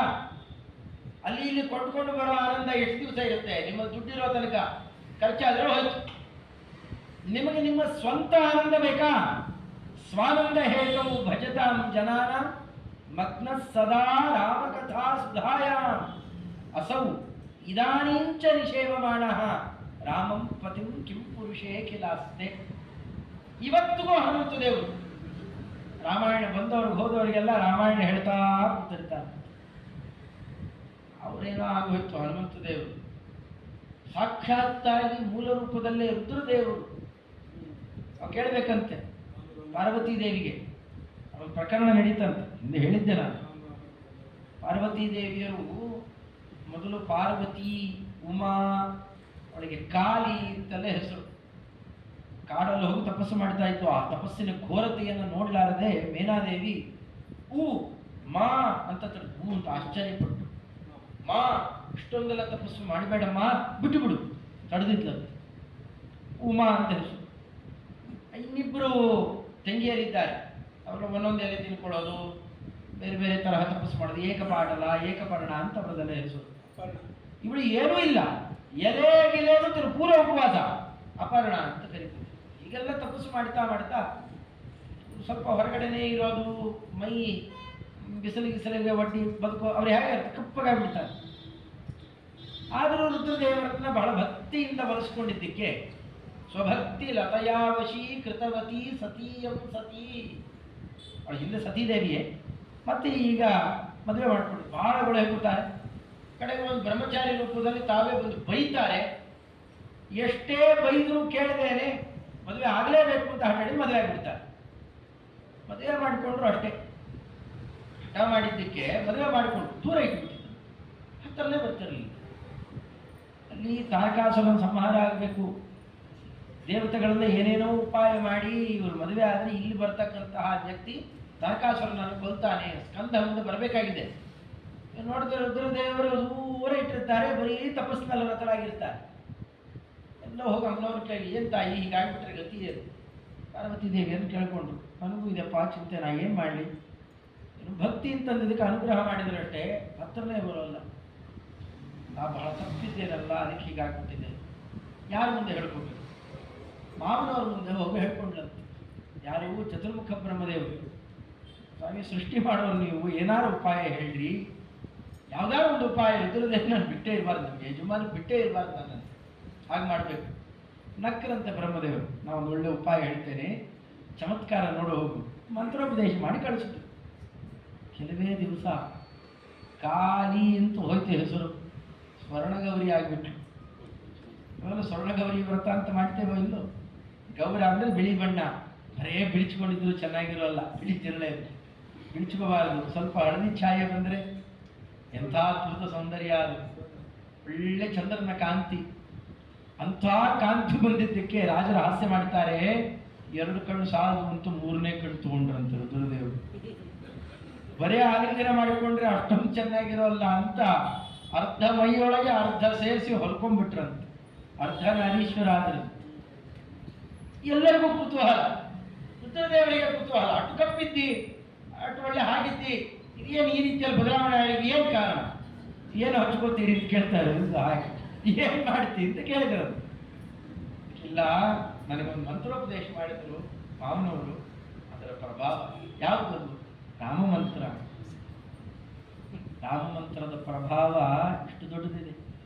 ರಾಮಮಂತ್ರ ಹೇಳ್ಕೊಟ್ಟಿದ್ರು. ಏನು ಆ ಮಂತ್ರದ ಮಹತ್ವ? ಆಗ ಅದನ್ನ ಎಷ್ಟೋ ಸಹಸ್ರ ವರ್ಷಗಳ ತನಕ ರಾಮಮಂತ್ರದ ಮಹತ್ವವನ್ನು ಹೇಳ್ಕೊಡ್ತಾ ಇತ್ತು ಪಾರ್ವತಿ ದೇವಿ. ಶ್ರೀರಾಮ ರಾಮ ರಾಮೇತಿ ರಮೇ ರಾಮೇ ಮನೋರಮೇ ಸಹಸ್ರನಾಮ ತತ್ತುಲ್ಯಂ ರಾಮನಾನ ವರಾನನೇ. ಸಾಮಾನ್ಯ ಅಲ್ಲ, ರಾ ಅಂತ ಬಾಯಿ ತೆಗೆದು ಮಾ ಅಂತ ಮುಚ್ಚೋದು. ಎಷ್ಟು ಮಹತ್ವ ಇದೆ ಆ 2 ಅಕ್ಷರಗಳಿಗೆ ಅಂತ ಸೋಮಶೇಖರ ತನ್ನ ಭಾಮೆಗೆ ಹೇಳಿದ ಮಂತ್ರ. ಕಾಶಿಯಲ್ಲೊಬ್ಬ ಭಿಕ್ಷು ತಿರುಗ್ತಾ ಇರ್ತಾನಂತೆ, ಬಾಯಿಲೇನು ಹೇಳ್ತಾನಂತ ಗೊತ್ತಾ? ಬ್ರಹ್ಮತತ್ ತಾರಕಾಖ್ಯಂ, ತಾರಕ ಬ್ರಹ್ಮ ಮಂತ್ರ, ರಾಮ ಮಂತ್ರ. ಅದನ್ನು ಜಪ ಮಾಡ್ತಾನೆ. ಏನು ಕಟ್ಟರಿ ನಮಗೆ? ಬೆಳಗ್ಗೆ ಎದ್ದು ಕೂತಾಗ, ನಿಂತಾಗ, ಆಕಳಿಸಿದಾಗ, ಬಿಕ್ಕಳಿಸಿದಾಗ, ಊಟ ಕೂತಾಗಲೂ ನಮ್ಮ ದೊಡ್ಡವರು ಹೇಳ್ಕೊಟ್ಟಿದ್ದಾರೆ, ಭೋಜನ ಕಾಲೇ ಸೀತಾಕಾಂತ ಸ್ಮರಣೆ. ನೀವು ನಿಜವಾಗಿಯೂ ಪ್ರೀತಿ ಹುಟ್ಟುಬಿಟ್ರೆ ಒಂದಾವರ್ತಿ ರಾಮದೇವರ ಗುಣಗಳನ್ನು ನೋಡಿ. ಆ ಕಾಲದ ಒಂದು ನಾಯಿ ಎಷ್ಟು ಮಾತಾಡಿದೆ, ಬೇರೆ ಪ್ರಜೆಗಳೆಲ್ಲ ಬಿಟ್ಟುಬಿಡೋಣ, ಒಂದು ನಾಯಿ ನೀನೇ ಶಿಕ್ಷಾ. ರಾಮದೇವರು ಬಿಟ್ಟುಕೊಟ್ಟ ಕ್ರಮ ಒಂದು ಹುಚ್ಚುಚ್ಚ ಕೇಳಿದಿದ್ರೆ ಏನು ಕೇಳುತ್ತೆ ಗೊತ್ತಾ? ಕಾರಂಜರಗಿರಿಯ ದೇವಸ್ಥಾನದಲ್ಲಿ ಈ ಭಿಕ್ಷು ಧರ್ಮಾಧಿಕಾರಿಯಾಗಿ ಹೋಗಬೇಕು. ಯಾರು ಊಹೆ ಮಾಡಲಿಕ್ಕೂ ಸಾಧ್ಯ ಇಲ್ಲ. ಇದು ವಿಚಿತ್ರ ಅಂದ್ರೆ ಆ ಸ್ಥಾನದಲ್ಲಿ ಬಂದು ಜವಾಬ್ದಾರಿ, ಅಲ್ಲಿರುವಂತಹ ಸಾಧಕ ಬಾಧಕಗಳನ್ನು ಗಮನಿಸಿ ಅದರಿಂದ ಬೀಳುವ ಪೆಟ್ಟು ತಿನ್ಲಿ ಅವನು, ಅವಾಗ ಗೊತ್ತಾಗುತ್ತೆ. ಇಷ್ಟೆಲ್ಲ ಎಚ್ಚರಿಕೆ, ಇಷ್ಟು ದೀರ್ಘಾಲೋಚನೆ ಆ ಕಾಲದ ಒಂದು ನಾಯಿಗಿತ್ತು ಅಂತಂದರೆ ಪ್ರಜೆಗಳೇ ಹೇಗಿದ್ದರು. ಅದಕ್ಕೆ ಅವರೊಂದು ಕ್ರಿಮಿ, ಕೀಟ, ಒಂದು ಹುಲಕಡ್ಡಿ, ಕತ್ತೆ ಯಾವುದೂ ಉಳಿಲಿಲ್ಲ. ಎಷ್ಟೋ ವರ್ಷಗಳ ತನಕ, ಹಿಂದೆಲ್ಲ ಇಡೀ ರಾಮಾಯಣ ಕೇಳಿದ್ದೀನಿ, ಎಷ್ಟೋ ವರ್ಷಗಳ ತನಕ ಅಯೋಧ್ಯ ಸುತ್ತಮುತ್ತಲಿನ ಪಟ್ಟಣಗಳು ಎಲ್ಲ ಬರಲಾಗಿರ್ತದೆ, ಯಾರೂ ಇಲ್ಲ, ಎಲ್ಲ ಮೋಕ್ಷ ಕರ್ಕೊಂಡು ಹೊರಟೋಗ್ಬಿಟ್ಟಿದ್ದಾರೆ. ಇಂಥ ರೂಪ ಇನ್ನೊಂದು ಸಿಗೋಲ್ಲ. ನಿಜವಾಗಿಯೂ ರಾಮದೇವರ ಚರಿತ್ರೆಯಲ್ಲಿ ಆ ಸ್ವಾರಸ್ಯದಲ್ಲಿ ನಮಗೇನಾದ್ರು ಆಸಕ್ತಿ ಮೂಡಿದರೆ ಬೇರೆ ಇನ್ಯಾವುದು ಬೇಕಾದವು. ಅಂಥ ಮಹತ್ವಪೂರ್ಣವಾದ ಅಷ್ಟು ಗುಣಗಳನ್ನು ಪ್ರಕಟಣೆ ಮಾಡಿದ ಒಂದು ಅದ್ಭುತ ರೂಪ ರಾಮರೂಪ.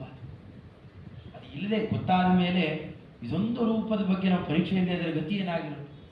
ಶುಭತಮ ಕಥಾಶಯ ಪರಮ ಸದೋದಿತ ಪರಮಾತ್ಮನನ್ನ ರಾಮ ರಮಾ ರಮಣ ಸ್ವಾಮಿ ನಿನ್ನ ಚರಿತ್ರೆ ಹೇಳಿಸು, ನಿನ್ನ ಚರಿತ್ರೆ ಅರ್ಥ ಮಾಡಿಸು, ಕರುಣಾಪೂರ್ಣ ವರಪ್ರದ ಚರಿತಂ ಜ್ಞಾಪಯಮೇತೆ, ನಿನ್ನ ಚರಿತ್ರೆ ಅರ್ಥ ಮಾಡಿಸು, ನಿನ್ನ ಚರಿತ್ರೆ ಕೇಳಬೇಕು ಅಂತ ಹೀಗೆ ಆಚಾರ್ಯರು ಹಂಬಲಿಸ್ತಾರೆ. ಸರ್ವಜ್ಞಾಚಾರ್ಯರಂತವರು ಹಂಬಲಿಸ್ತಾರೆ ಅಂದರೆ ಅದು ನಿಜವಾಗ್ಲೂ ಆ ವಸ್ತು ಇನ್ನು ಹೇಗಿರಬೇಕು. ನಾನಲ್ಲಪ್ಪ, ನಮ್ಮ ಅಮ್ಮನಿಗೆ ಅರ್ಥ ಆಗಿಲ್ಲ ಇದು, ಲಕ್ಷ್ಮೀದೇವಿಗೆ ಇನ್ನೂ ಲೇಷವೂ ಅರ್ಥ ಆಗಿಲ್ಲ ಅಂತ ಒಂದು ನಾವೇ ಪೂರ್ಣ ತಿಳ್ಕೊಳ್ತೇವೆ. ತಿಳಿದಷ್ಟು ಆನಂದ ಇದೆ ಅಂಥ ವಸ್ತು ಅಂತ. ಅದಕ್ಕೆ ಶತಕೋಟಿ ಪ್ರವಿಸ್ತರ ಇದೆ ರಾಮಾಯಣ. ಅಷ್ಟು ಗುಣಗಳ ಚಿತ್ರಣ ಇದೆ. ಅಷ್ಟಲ್ಲೇ ಹೇಳಲಿಕ್ಕಾಗಲ್ಲ. ಮೇಲ್ಮೇಲೆ ಇರೋ ಕಥೆಯೆಲ್ಲ ಪೂರ್ಣ ಹೇಳಲಿಕ್ಕಾಗದೇ ಇದ್ರೆ ಉಪನ್ಯಾಸ ಮಾಡೋರು ಏನು ಮಾಡ್ತಾರೆ, ಸಮಯ ನೋಡಿಕೊಂಡು ಮಂಡೂಕ ಪ್ಲತಿ ಅಂತ. ಮಂಡೂಕ ಅಂದರೆ ಕಪ್ಪೆ, ಕಪ್ಪೆ ಹೇಗೆ ಹಾರುತ್ತಲ್ಲ, ಟಕ ಟಕ ಹಾರಿಕೊಂಡು ಮುಗೀತು, ಗಡಿಯಾರ ನೋಡಿ ಮುಗೀತು ಅಂದ್ಬಿಡ್ತಾರೆ. ಇಲ್ಲ, ಹಾಗೆ ವಾಲ್ಮೀಕಿ ರಾಮಾಯಣದ ರಚನೆಯೂ ಅಷ್ಟೇನೆ, ಅಷ್ಟೇ ಮೇಲ್ಮೇಲಂಶಗಳ ಚಿತ್ರಣ ಆಗಿರೋದು. ಅದರ ಒಳಗಿಳಿದು ನೋಡಿದಾಗ ಇಷ್ಟು ಸ್ವಾರಸ್ಯ ಇದೆ ಅದರ ಚಿತ್ರಣವನ್ನು. ಆದರೆ ಅದಾದ ಮೇಲೆ ವಾಲ್ಮೀಕಿ ರಾಮಾಯಣದ ಭಾಷೆ, ಅದರ ಶೈಲಿ ಗೊತ್ತಿಲ್ಲದೆ ಇದ್ದಂತಹ ಜನ ಚೆನ್ನಾಗಿದೆ ಚರಿತ್ರೆ, ಪ್ರಚಾರಕ್ಕೆ ಬಂದ್ಬಿಡ್ತು. ಎಲ್ಲೂ ಹೋದರೂ ರಾಮಾಯಣ ರಾಮಾಯಣ, ನಾಟಕ ಮಾಡಿದ್ರು ರಾಮಾಯಣ, ಕೂತರು ನಿಂತರು ಹಾಡಿದ್ರು ರಾಮದೇವರ ಚರಿತ್ರೆನೇ. ಅದನ್ನು ನಾಟಕಕ್ಕೆ ಉತ್ತರರಾಮಚರಿತ ಅಂತೆಲ್ಲ ಇದೆ, ನಾಟಕಗಳಿಗೆ, ಕಾವ್ಯಕ್ಕೆ, ರಘುವಂಶ ಮುಂತಾದವುಗಳು ಇಲ್ಲೆಲ್ಲ ಅದನ್ನೇ ವಸ್ತು ಅಂತ ತಗೊಳ್ಳೋದು, ತಮ್ಮ ತಲೆಗೆ ಹೇಗೆ ಬಂತು ಹಂಗೆ ನಿರೂಪಣೆ ಮಾಡು. ಈ ಸಿನಿಮಾ ನಾಟಕ ಅಂತ ಮಾಡ್ತಾರಲ್ಲ ಈಗೆಲ್ಲ, ಆಗ ಆ ತರಹದ ಮಾಧ್ಯಮ. ರಾಯರು ಭಾರಿ ಪ್ರಸಿದ್ಧಿ. ಈಗ ಅವ್ರ ಮೇಲೆ ಧಾರಾವಾಹಿ ತೆಗಿತೇನೆ ಅಂತ ಹೋಗೋದು, ಜಾತ್ಯಾತೀತರು ಅದು ಇದು ಹುಚ್ಚುಚ್ಚು ಸುಟ್ಟು ಸುಡುಗಾಡು ಎಲ್ಲ ತೆಗೆದಲ್ಲ ಹಾಕ. ನಾವು ಯಾರಿಗೆ ದ್ರೋಹ ಮಾಡ್ತಾ ಇದ್ದೀವಿ ಅಂತಲೂ ಗೊತ್ತಿಲ್ಲ, ನಾವು TRP ಬರುತ್ತಾ ಹಾಕ್ಬಿಡು ಅಷ್ಟೇ. ಈ ತರಹದ ದ್ರೋಹ ಹಿನ್ನೆಲೆ ನಡೆದಿದೆ. ಅದು ಆ ಕಾವ್ಯ, ನಾಟಕ, ಸಾಹಿತ್ಯ ಮುಂತಾದ ಮಾಧ್ಯಮದಲ್ಲಿ ಇಂಥ ಎಲ್ಲ ಅನರ್ಥಗಳು ನಡೆದೋಯ್ತು. ಅಲ್ಲಿ ಮಾತು, ಶಬ್ದಾಲಂಕಾರ, ಅರ್ಥಾಲಂಕಾರ ಚೆನ್ನಾಗಿದೆ ಅಂತಾರೆ, ಕಾಳಿದಾಸರು ಕುತ್ಕೊಂಡು ಓದಲಿಕ್ಕೆ ಶುರು ಮಾಡ್ತಾರೆ. ಹೀಗೆ ರಾಮಾಯಣ ಮಹಾಭಾರತಗಳಿಗೆ ತುಂಬ ಅಪಚಾರ ನಡೆದಿದೆ. ಅದು ಕಾಳಿದಾಸನಂತಹ ಮಹಾಕವಿಯಿಂದ ನಡೆದು ಹೋಗಿದೆ. ಇನ್ನು ಬೇರೆಯವ್ರದ್ದೇನು ಕೇಳ್ತೇನೆ. ಇಂಥದ್ದೆಲ್ಲ ಅಪಚಾರಗಳನ್ನೆಲ್ಲ ಗಮನಿಸಿಯೇ ಆಚಾರ್ಯರು ಮಹಾಭಾರತ ತಾತ್ಪರ್ಯ ನಡೆದ ಹೆಸರು ಮಹಾಭಾರತಕ್ಕೆ. ಆದರೆ ವಿಶೇಷತೋ ಭಾರತ ವರ್ತ್ಮಚಾರಿ, ವಿಶೇಷ ಭಾರತಕ್ಕಪ್ಪ. ರಾಮಾಯಣ ಅರ್ಥ ಆಗಿಲ್ಲ ಅಂದರೆ ನೀವು ಭಾರತ ಏನೂ ಅರ್ಥ ಆಗಲ್ಲ.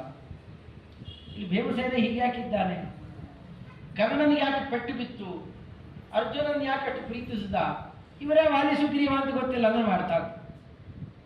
ಪ್ರತಿ ಪ್ರಕರಣ ಅರ್ಥ ಆಗಬೇಕಾಗಿದ್ದರೆ ನಮಗಿಲ್ಲಿ ಯಾಕೆ ಭೀಮಸೇನನನ್ನು ಪಟ್ಟದ ಮೇಲೆ ಕೂಡಿಸಿ ನಿನಗೆ ದೂತ ನಾನು ಹೋಗ್ತೇನೆ ಅಂತ ತಾನೇ ಕೃಷ್ಣ ಪರಮಾತ್ಮ ಹೋದ, ರಾಮದೇವರ ದೂತನಾಗಿ ಹನುಮಪ್ಪ ಹೋಗಿದ್ದನ್ನು ನೋಡಿದಾಗ ಅರ್ಥ ಆಗುತ್ತೆ.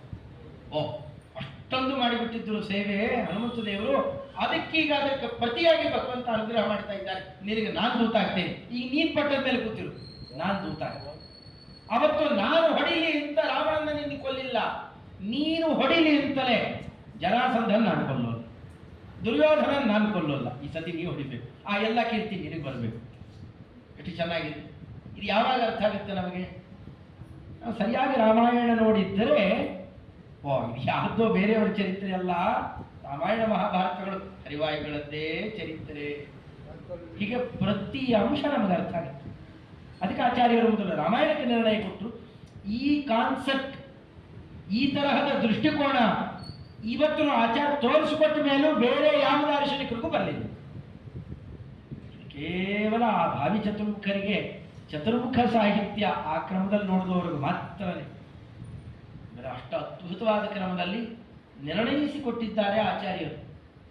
ಅದರಲ್ಲೂ 9 ಅಧ್ಯಾಯಗಳಲ್ಲಿ 7 ಅಧ್ಯಾಯಗಳನ್ನು ಅದಕ್ಕೆ ಮೀಸಲಿಟ್ಟಿದ್ದಾರೆ. ಮೊದಲು 2 ಅಧ್ಯಾಯ ಬಿಟ್ಟರೆ 7 ಅಧ್ಯಾಯ, ಅಲ್ಲಿ 7 ಅಂತಾನೆ.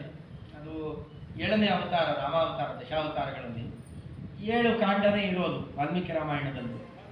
ಅದರಂತೆಯೇ ಇಲ್ಲೂ ಕೂಡ 7 ಅಧ್ಯಾಯಗಳನ್ನೇ ಆಚಾರ್ಯರು ಕೂಡ ಇಲ್ಲಿ ಇಡ್ತಾರೆ. ಇಲ್ಲ, ಈ ಸಂಸಾರದಿಂದ 7 ಅಂತ ಎಬ್ಬಿಸಿ ಕರ್ಕೊಂಡು ಹೋಗೋ ರೂಪ ಅದು. ಅದಕ್ಕೆ 7 ಅನ್ನೋ ಸಂಖ್ಯೆಯನ್ನು ಅಲ್ಲಿ ಇಡ್ತಾರೆ, ಅದು ಕಾಣುತ್ತದೆ. ಅಂತಹದ್ದು ಆ ಕ್ರಮದಲ್ಲಿ ಇಲ್ಲಿ 7 ಅಧ್ಯಾಯ ಮೀಸಲಿಟ್ಟಿದ್ದಾರೆ. ಅದರ ಆಚಾರ್ಯರ ಬಹುಭಾಷಾ ಗಾಂಭೀರ್ಯ, ಅಲ್ಲಿಯ ನಿರೂಪಣೆಯ ಶೈಲಿ ಅದೆಲ್ಲ ಎಲ್ಲರಿಗೂ ದಕ್ಕೋದಲ್ಲ. ಇಷ್ಟೆಲ್ಲ ಆದಮೇಲೂ ದೊಡ್ಡ ದೊಡ್ಡ ವಿದ್ವಾಂಸರಿಗೆ ಇವತ್ತಿಗೂ ವಾಲಿ ಸಂಹಾರ ಯಾಕಾಯಿತು, ವಾಲಿ ತಪ್ಪು ಮಾಡಿದ್ನೋ ಇಲ್ವೋ ಇವತ್ತಿಗೂ ಗೊಂದಲ ಇದೆ. ಬಾಯಿ ಬಿಟ್ಟಾಚಾರ್ಯ ಹೇಳ್ತಾರೆ, ನಿರಾಗಸ ಮತಾಗ್ರ ಜನಿಂ ಹನಿಷ್ಯೆ. ನೋಡಪ್ಪ, ನಿಮ್ಮ ಅಣ್ಣ ಯಾವ ತಪ್ಪು ಮಾಡಿಲ್ಲ, ನೀ ಕೇಳ್ತಾ ಇದೀಯ ಅಂತ ಹೊಡಿತೇನೆ. ಇದು ಕಗ್ಗಂಟು. ಏನೋ ಸುಗ್ರೀವ ಕೇಳಿಬಿಟ್ಟ ಅಂತ ತಪ್ಪು ಮಾಡಿಬಿಡ್ಬೋದಾ? ಏನೂ ತಪ್ಪು ಮಾಡಿಲ್ಲ ವಾಲಿ, ಆದರೂ ಹೊಡಿತೇನೆ. ಏನು ವಿಚಿತ್ರ ಇದು. ಆದರೆ ನೀವು ರಾಮಾಯಣದಲ್ಲಿ ನೋಡಿ, ವಾಲ್ಮೀಕಿ ರಾಮಾಯಣದಲ್ಲೇ ನೋಡಿ, ಕಡೆಗೆ ನಿನ್ನ ಬಾಣ ತೆಗಿತಿರ್ಬೇಕಾದ್ರೆ ನೀನು ತಪ್ಪೇ ಮಾಡಿಲ್ಲ ಅಂತ ಅನ್ನು, ನೀನು ಒಪ್ಪುಗೋ, ನೀ ಆ ಮಾತನ್ನು ಬಾಣ ತೆಗೆದು ಇವತ್ತಿಗೂ ಬದುಕಿಸ್ತೇನೆ. ಏನಂತೀಯ? ಇಲ್ಲ ಇಲ್ಲ, ನನ್ನ ತಪ್ಪಿನ ಅರಿವಾಯಿತು ಅಂತಂತ. ವಾಲಿ ಬಾಯಲ್ಲಿ ಮಾತು ಬಂದಿದೆ, ಆಚಾರ್ಯರಂತರ ಅವ್ನು ಯಾವ ತಪ್ಪು ಮಾಡಿಲ್ಲ. ಹೆಂಗೆ ಕುಡಿಸ್ತೀರಿ? ಆಚಾರ್ಯರು ನಿರ್ಣಯ ಕೊಟ್ಟ ಮೇಲೂ ಈ ಗೊಂದಲಗಳಿದ್ದಾವೆ. ಇಲ್ಲೂ ಉತ್ತರ ಕೊಟ್ಟಿಲ್ಲ. ಅದಕ್ಕೆ ಆಚಾರ್ಯರ ಕ್ರಮ ಎಷ್ಟು ಚೆನ್ನಾಗಿದೆ. ಇಲ್ಲಿ ಉತ್ತರ ಕೊಡಲಿಲ್ಲ. ಕರ್ಣನಾಗಿ ಯಾಕೆ ಹುಟ್ಟಿದ ಸುಗ್ರೀವ ಅಂತ ಹೇಳಬೇಕಾದ್ರೆ ಉತ್ತರ ಕೊಡ್ತಾರೆ. ಯಾಕೆ ಸುಗ್ರೀವ ಕರ್ಣನಾದ ಅಂದರೆ ಅಣ್ಣನನ್ನ ಕೊಲ್ಲಿಸಿದ ತಪ್ಪಿಗೆ ಅಂತ. ಪ್ರಭೂತ ವಾಲಿ ಮಾರಣ ಪ್ರಭೂತ ದೋಷ ಕಾರಣ. ಅದಕ್ಕೋಸ್ಕರನೇ ಸಹಸ್ರವರ್ಮ ನಾಮಿನ ಸಹಸ್ರವರ್ಮ ಅಂತ ಒಬ್ಬ ದೈತ್ಯ ಬಂದು ಹೊಕ್ಕೊಂಡ. ಅಣ್ಣನನ್ನ ಕೊಲ್ಲಿಸಿದ್ದಕ್ಕೆ, ನಿರಪರಾಧಿಯಾದ ಅಣ್ಣನನ್ನ ಕೊಲ್ಲಿಸಿದ್ದಕ್ಕೆ ಪಾಪ ಬಂತು ಅಂದ್ರೆ ಅಲ್ಲದಕ್ಕೆ ಮತ್ತೆ ಅದನ್ನೇ ಸಮರ್ಥನೆ ಮಾಡಿದ್ದಾರೆ. ಯಾವ ಅಪರಾಧ ಇಲ್ಲ. ಇದು ಅರ್ಥ ಆಗೋಲ್ಲ, ತುಂಬ ಕಠಿಣ. ವಾಲ್ಮೀಕಿ ರಾಮಾಯಣದಲ್ಲಿ ತಪ್ಪಿದೆ ಅಂತ ತೋರಿಸ್ತಾರೆ, ಆಚಾರ್ಯರು ತಪ್ಪಿಲ್ಲ ಅಂತ ಹೇಳ್ತಾರೆ. ಹೆಂಗೆ ಹೊಂದಾಣಿಕೆ ಮಾಡೋದು? ಆ ಮಾತಿನ ಶೈಲಿಗಳಿಗೆ ಏನರ್ಥ? ಅದು ಪ್ರೌಢಿವಾದ ಅಂತ ಒಂದು ನಡೆದಿದೆ. ಕೆಲವು ಮಾತಾಡ್ತಿರ್ತಾರೆ, ಮಹಾಪರಾಧ ಮಾಡಿ ಬಂದು ಮನೆಯಲ್ಲಿ ಮಕ್ಕಳು, ಬೇರೆ ಎಲ್ಲ ನಿಮ್ಮಿಂದಲೇ ಆಗಿದ್ದು, ನೀವು ಹೀಗೆ ಬೆಳೆಸಿದ್ದಕ್ಕೆ ಆಗಿದ್ದು, ನೀವೆಲ್ಲ ನಾನು ಕೊಟ್ಟಿದ್ದಿದ್ರೆ ನಾ ಹೀಗೆಲ್ಲ ಮಾಡ್ತಿದ್ದ, ಹಾಗೆ ಭಾರಿ ಜಗಳ ಕಾಯ್ತಿರ್ತಾರೆ. ಏನಂತಾರೆ ಅಪ್ಪ ಅಮ್ಮ? ಹೌದಪ್ಪ, ಎಲ್ಲ ತಪ್ಪು ನಂದೇ ಆಗಿತ್ತು, ನಿಂದೇನು ತಪ್ಪಿಲ್ಲ ಬಿಡು, ಎಲ್ಲ ನಂದೇ. ಏನು ಅಭಿಪ್ರಾಯ ಅದಕ್ಕೆ? ನಿನ್ನ ತಿದ್ಲಿಕ್ಕಾಗಲ್ಲ ಇನ್ನು. ಅದು ವ್ಯಂಗ್ಯದ ಮಾತಲ್ವೇ? ರಾಮದೇವರು ಹಾಗೆ ಮಾತಾಡಿದ್ದೀನಿ. ಹೆಂಗೆ ಹೊಡೆದಿ ನೀನು? ನಾನು ಮೃಗ, ಪಂಚಪಂಚ ನಖಾ ಭಕ್ಷ್ಯಾಹ, 5 ನಖದ 5 ಪ್ರಾಣಿಗಳನ್ನು ಮಾತ್ರ ಕೊಲ್ಲಬಹುದು ಅಂತಿದೆ. ಅದ್ರಲ್ಲಿ ನಾನು ಸೇರಿದ್ದೇನಾ? ನನ್ನ ಚರ್ಮ ಉಪಯೋಗ ಬರುತ್ತಾ? ಮಾಂಸ, ಮಜ್ಜ, ಮೂಳೆ ಯಾವುದೂ ಇಲ್ಲ ಅಂದಮೇಲೆ ಇಷ್ಟೆಲ್ಲ ಮಾಡಿದ್ಮೇಲೆ ನನ್ನ ಯಾಕೆ ಕೊಂದಿ? ನಾನು ಕೊಂದಿದ್ದರಿಂದ ನಿನಗೇನು ಲಾಭ? ಅಪರಾಧ ಮಾಡಿದ್ದಿ. ಹಿಂಗೆ ಪ್ರೌಢಿವಾದ ತೆಗೆದಿದ್ದಕ್ಕೆ ಅಲ್ಲೋ ಇಷ್ಟೆಲ್ಲ ಧರ್ಮಶಾಸ್ತ್ರ ಮಾತಾಡ್ತೀಯಾ? ನೀವು ವಾನರ ಅನ್ನೋದನ್ನು ಮರೆತು ಧರ್ಮಶಾಸ್ತ್ರ ಮಾತಾಡ್ತೀಯಾ? ಹಾಗಾದ್ರೆ ಹಾಗಪ್ಪ, ತಮ್ಮನ ಹೆಂಡತಿ ಕರ್ಕೊಂಡು ಮನೇಲಿ ಇಟ್ಕೊಂಡು ಉಪಭೋಗ ಮಾಡಬಹುದಾ? ಇಷ್ಟೆಲ್ಲ ಮಾತಾಡೋನು ಯೋಗ್ಯನಾ? ಅದು ಅಂಥವ್ರಿಗೆ ತಮ್ಮನ ಹೆಂಡತಿ ಮಗಳಿದ್ದಾಗೆ ಅವಳನ್ನು ಇಟ್ಕೊಂಡು ಅವನು ಏನು ಮಾಡಬೇಕು ಅಂತಿದೆ ಧರ್ಮಶಾಸ್ತ್ರ. ಮಾತಾಡಿದ್ರೆ ತಲೆ ತೆಗೀತಿದೆ, ಅದಕ್ಕೆ ತೆಗೆದಿದ್ದಾರೆ ಹೋಗು. ಪ್ರೌಢಿವಾದ. ವಾಸ್ತವಿಕವಾಗಿ ನೀನು ಭಾರಿ ಧರ್ಮಶಾಸ್ತ್ರವನ್ನು ಉಲ್ಲೇಖ ಮಾಡಿ ವಾನರ ಧರ್ಮವನ್ನು ಮೀರಿ ನರಧರ್ಮದ ಬಗ್ಗೆ ಮಾತಾಡೋದಾದ್ರೆ ಹಾಗಾದ್ರೆ ಅದಕ್ಕೆ ತಕ್ಕಂತೆ ನಾನು ಉತ್ತರ ಕೊಟ್ಟೆ ಅಂತ ತಿಳ್ಕೊ. ಅದರ ವಾಸ್ತವಿಕವಾಗಿ ನಡೆದದ್ದು ಅದಲ್ಲ. ಅದು ವಾನರ ಧರ್ಮ, ಅದರಿಂದ ಅಪರಾಧ ಅಲ್ಲ. ಅದು ಅಪರಾಧನೇ ಆಗಿಬಿಟ್ಟಿದ್ದರೆ ಮುಂದೆ ಸುಗ್ರೀವ ಅತ್ತಿಗೆಯನ್ನು ಇಟ್ಟುಕೊಳ್ತಾನೆ, ಅದು ಮಹಾ ಅಪರಾಧ. ಅದಕ್ಕೆ ತಾರಾದೇವಿ ಎಷ್ಟೋ ಕಾಲ ಸ್ವರ್ಗಲೋಕಕ್ಕೆ ಹೋಗಲೇ ಇಲ್ಲಂತೆ. ಇಬ್ಬರಿಗೂ ಅಪರಾಧ ಆಗಿದೆ. ಇದು ಸ್ವಚ್ಛದಾರ ಪರಿಗ್ರಹ ಅನ್ನೋದು ದೋಷ ಅಂತ ಆಚಾರ್ಯರು. ಚಂದ್ರ ಯಥಾ ಚಂದ್ರ ಸುಗ್ರೀವಯೋಶ್ಚೈವ ಸ್ವಚ್ಛದಾರ ಪರಿಗ್ರಹ. ಚಂದ್ರ ಬೃಹಸ್ಪತ್ಯಾಚಾರ್ಯರ ಪತ್ನಿಯನ್ನ ಉಳ್ತಾರೆ. ಇಲ್ಲಿ ತಾರ ಅತ್ತಿಗೆ, ತಾಯಿ ಸಮಾನಳು, ಅವಳನ್ನು ಸ್ವೀಕಾರ ಮಾಡಿದ್ದರಿಂದ ಇಬ್ಬರಿಗೂ ಕೂಡ ಅಪರಾಧ ಆಯಿತು ಅದು ಅಂತಂತಾರೆ. ಅಂದಮೇಲೆ ಅದು ಸ್ವಚ್ಛ ಆದ್ದರಿಂದಾಗಿ ಇಲ್ಲಿ ಸ್ವಚ್ಛ ಅಲ್ಲ ಒಮ್ಮೆ, ಆಮೇಲೆ ಇಲ್ಲಿ ಅಪರಾಧ ಅಲ್ಲ ಅಂತ ತೋರಿಸಿಕೊಡ್ತಾರೆ. ಇದೆಲ್ಲ ಇಟ್ಕೊಂಡು ಆಚಾರ್ಯರು ಹೇಳಿದ್ದಾರಲ್ಲಿ ವಾಲಿ ನಿರಪರಾಧಿ. ಯಾವಾಗ ಗೊತ್ತಾಗುತ್ತಿದೆಲ್ಲ?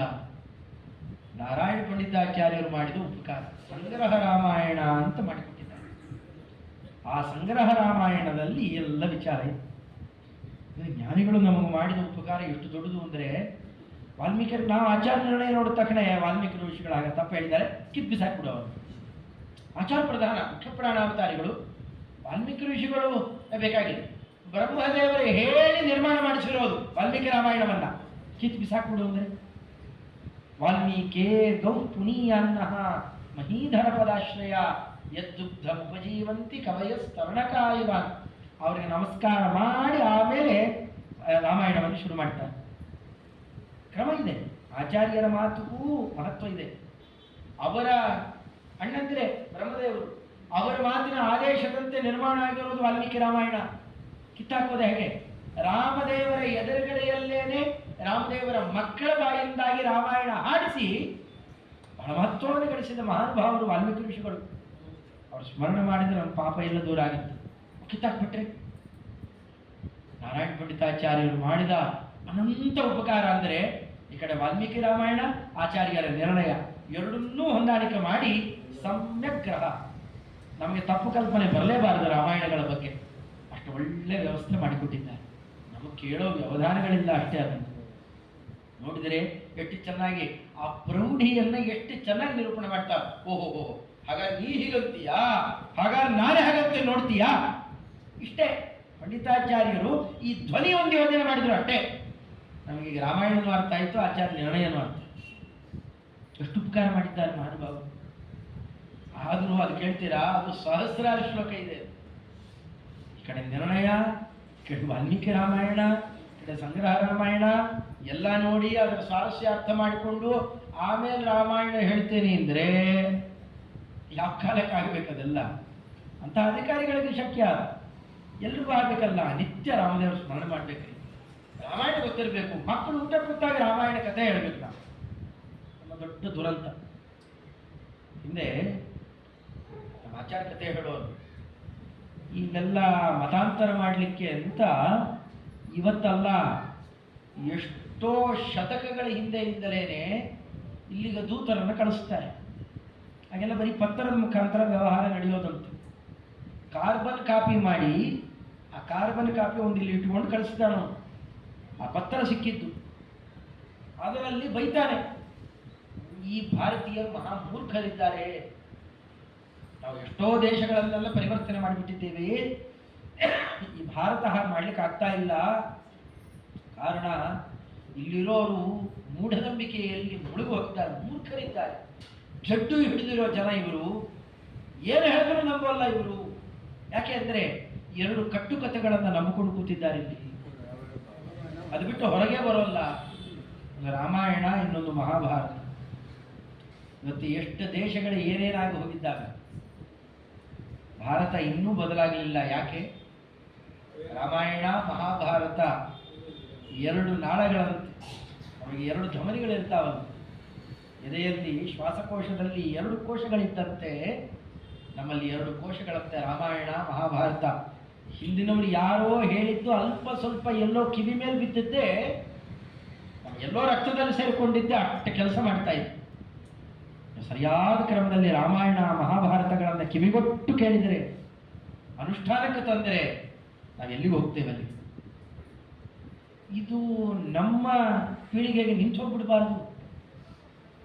ಗರ್ಭಿಣಿ ಸ್ತ್ರೀಯರಿಗೆ ರಾಮಾಯಣ ಭಾರತ ಭಾಗವತಗಳನ್ನು ಹೇಳುವ ಮುಖಾಂತರ, ಆ ಮಕ್ಕಳಿಗೆ ಪುಟ್ಟಂತೆ ಚರಿತ್ರೆಯನ್ನು ಹೇಳೋದ್ರ ಮುಖಾಂತರ ತುತ್ತು ತುತ್ತು ಅನ್ನ ಹೇಳೋ ತನಕ. ಹಿಂದೆ ಶುದ್ಧ ಬ್ರಹ್ಮ ಪರಾತ್ಪರ ರಾಮ ಅಂತ ಚಿಕ್ಕ ಪ್ರೈಮರಿ ಸ್ಕೂಲ್ ಇದ್ದಾರೆ ಇತ್ತು, ಅವೆಲ್ಲ ಕಿತ್ತಾಕ್ಬಿಟ್ಟಿದ್ದಾರೆ ಇವಾಗ ಯಾವುದೂ ಇಲ್ಲ, ಇವಾಗ ಯಾವುದೂ ಇಲ್ಲ. ಇವಾಗ ಒಳ್ಳೆ ಹೊಡೆದವ್ರ ಬಗ್ಗೆ ಹೇಳ್ತಾರೆ ಇವಾಗ. ಅಷ್ಟೇ ಇವಾಗ ಅದೊಂದೇ, ಅದು ಮುಲ್ಲಾರಾಮ ಅಷ್ಟೇ. ಇವಾಗ ಇನ್ನೇನಿಲ್ಲ. ಬೀದಿ ಬೀದಿಯೆಲ್ಲ ಮಾಜಿ ಮಾಡ್ತಾ ಇದ್ದಾರೆ.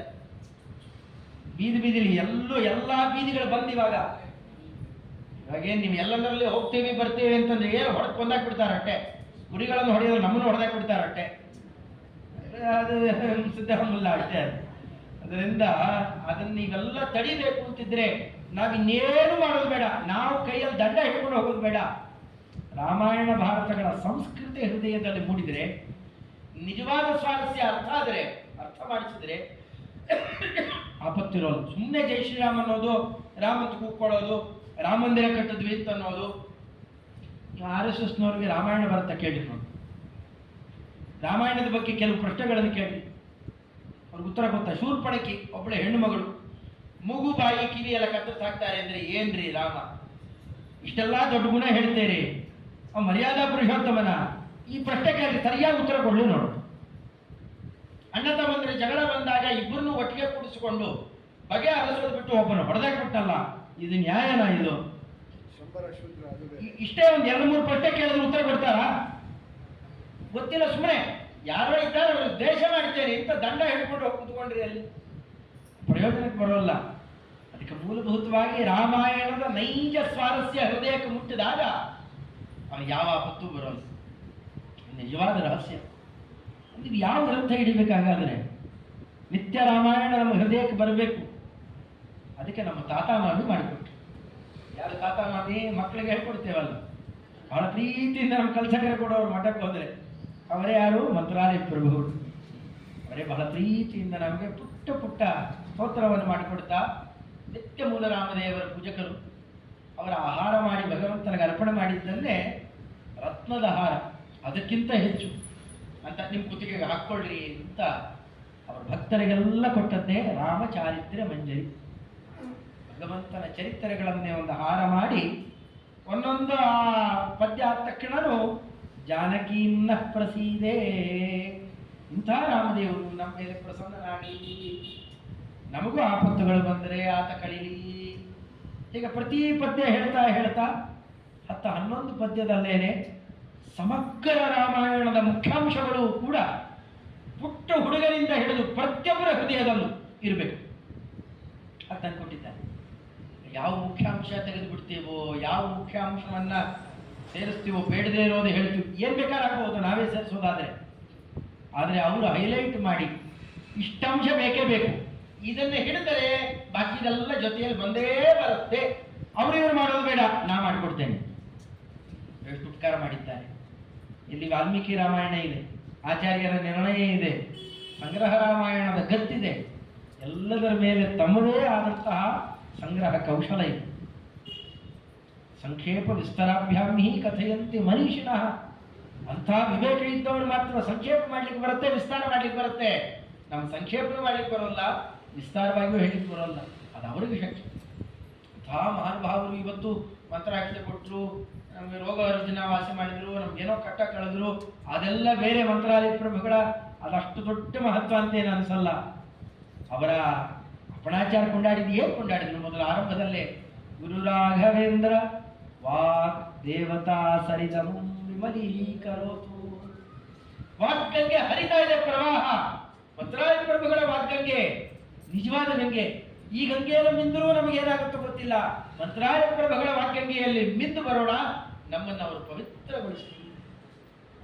ಅಷ್ಟು ಅದ್ಭುತವಾದಂತಹ ಮಾತನ್ನ ಅಲ್ಲಿ ಕೊಂಡಾಡುತ್ತಾರೆ. ಅದರ ವಿಸ್ತಾರ ಮಾಡಲಿಕ್ಕೆ ಇಡೀ ಗುರುಗುಣ ಸ್ತವನ ಹೊರಟು ಬಿಟ್ಟಿದೆ. ಅಂಥ ಅದ್ಭುತವಾದಂತಹ ಕೃತಿರತ್ನವೇ ರಾಮಚಾರಿತ್ರ ಮಂಜರಿ. ಮೇಲ್ನೋಟಕ್ಕೆ ನಿಮಗೆ ಇಷ್ಟುದ್ದ 1.5 ಪೇಜಲ್ಲಿ ಮುದ್ರಣ ಆಗಿದೆ. ದೊಡ್ಡ ದೊಡ್ಡ ಅಕ್ಷರದಲ್ಲಿದ್ದರೂ ಕೂಡ 1-2 ಪೇಜಲ್ಲಿ ಮುಗಿದೋಗುತ್ತೆ ಅಷ್ಟೇ. ಅದರ ಒಳಗಡೆಯಲ್ಲಿರುವ ಒಂದೊಂದು ಸ್ವಾರಸ್ಯ ನೋಡಬೇಕು. ಆದರೆ ಶ್ರೀಕಾರನೇ ಬಹಳ ಚಂದ. ಅದನ್ನು ಏನಾರ ಆರಂಭ ಮಾಡಬೇಕು ಅಂದ್ರೆ ಏನಂತ ಅದಕ್ಕೆ ಶ್ರೀಕಾರ ಹಾಕಿದ್ರು, ಶ್ರೀಕಾರದಿಂದಲೇ ಶುರುವಾಗುತ್ತೆ.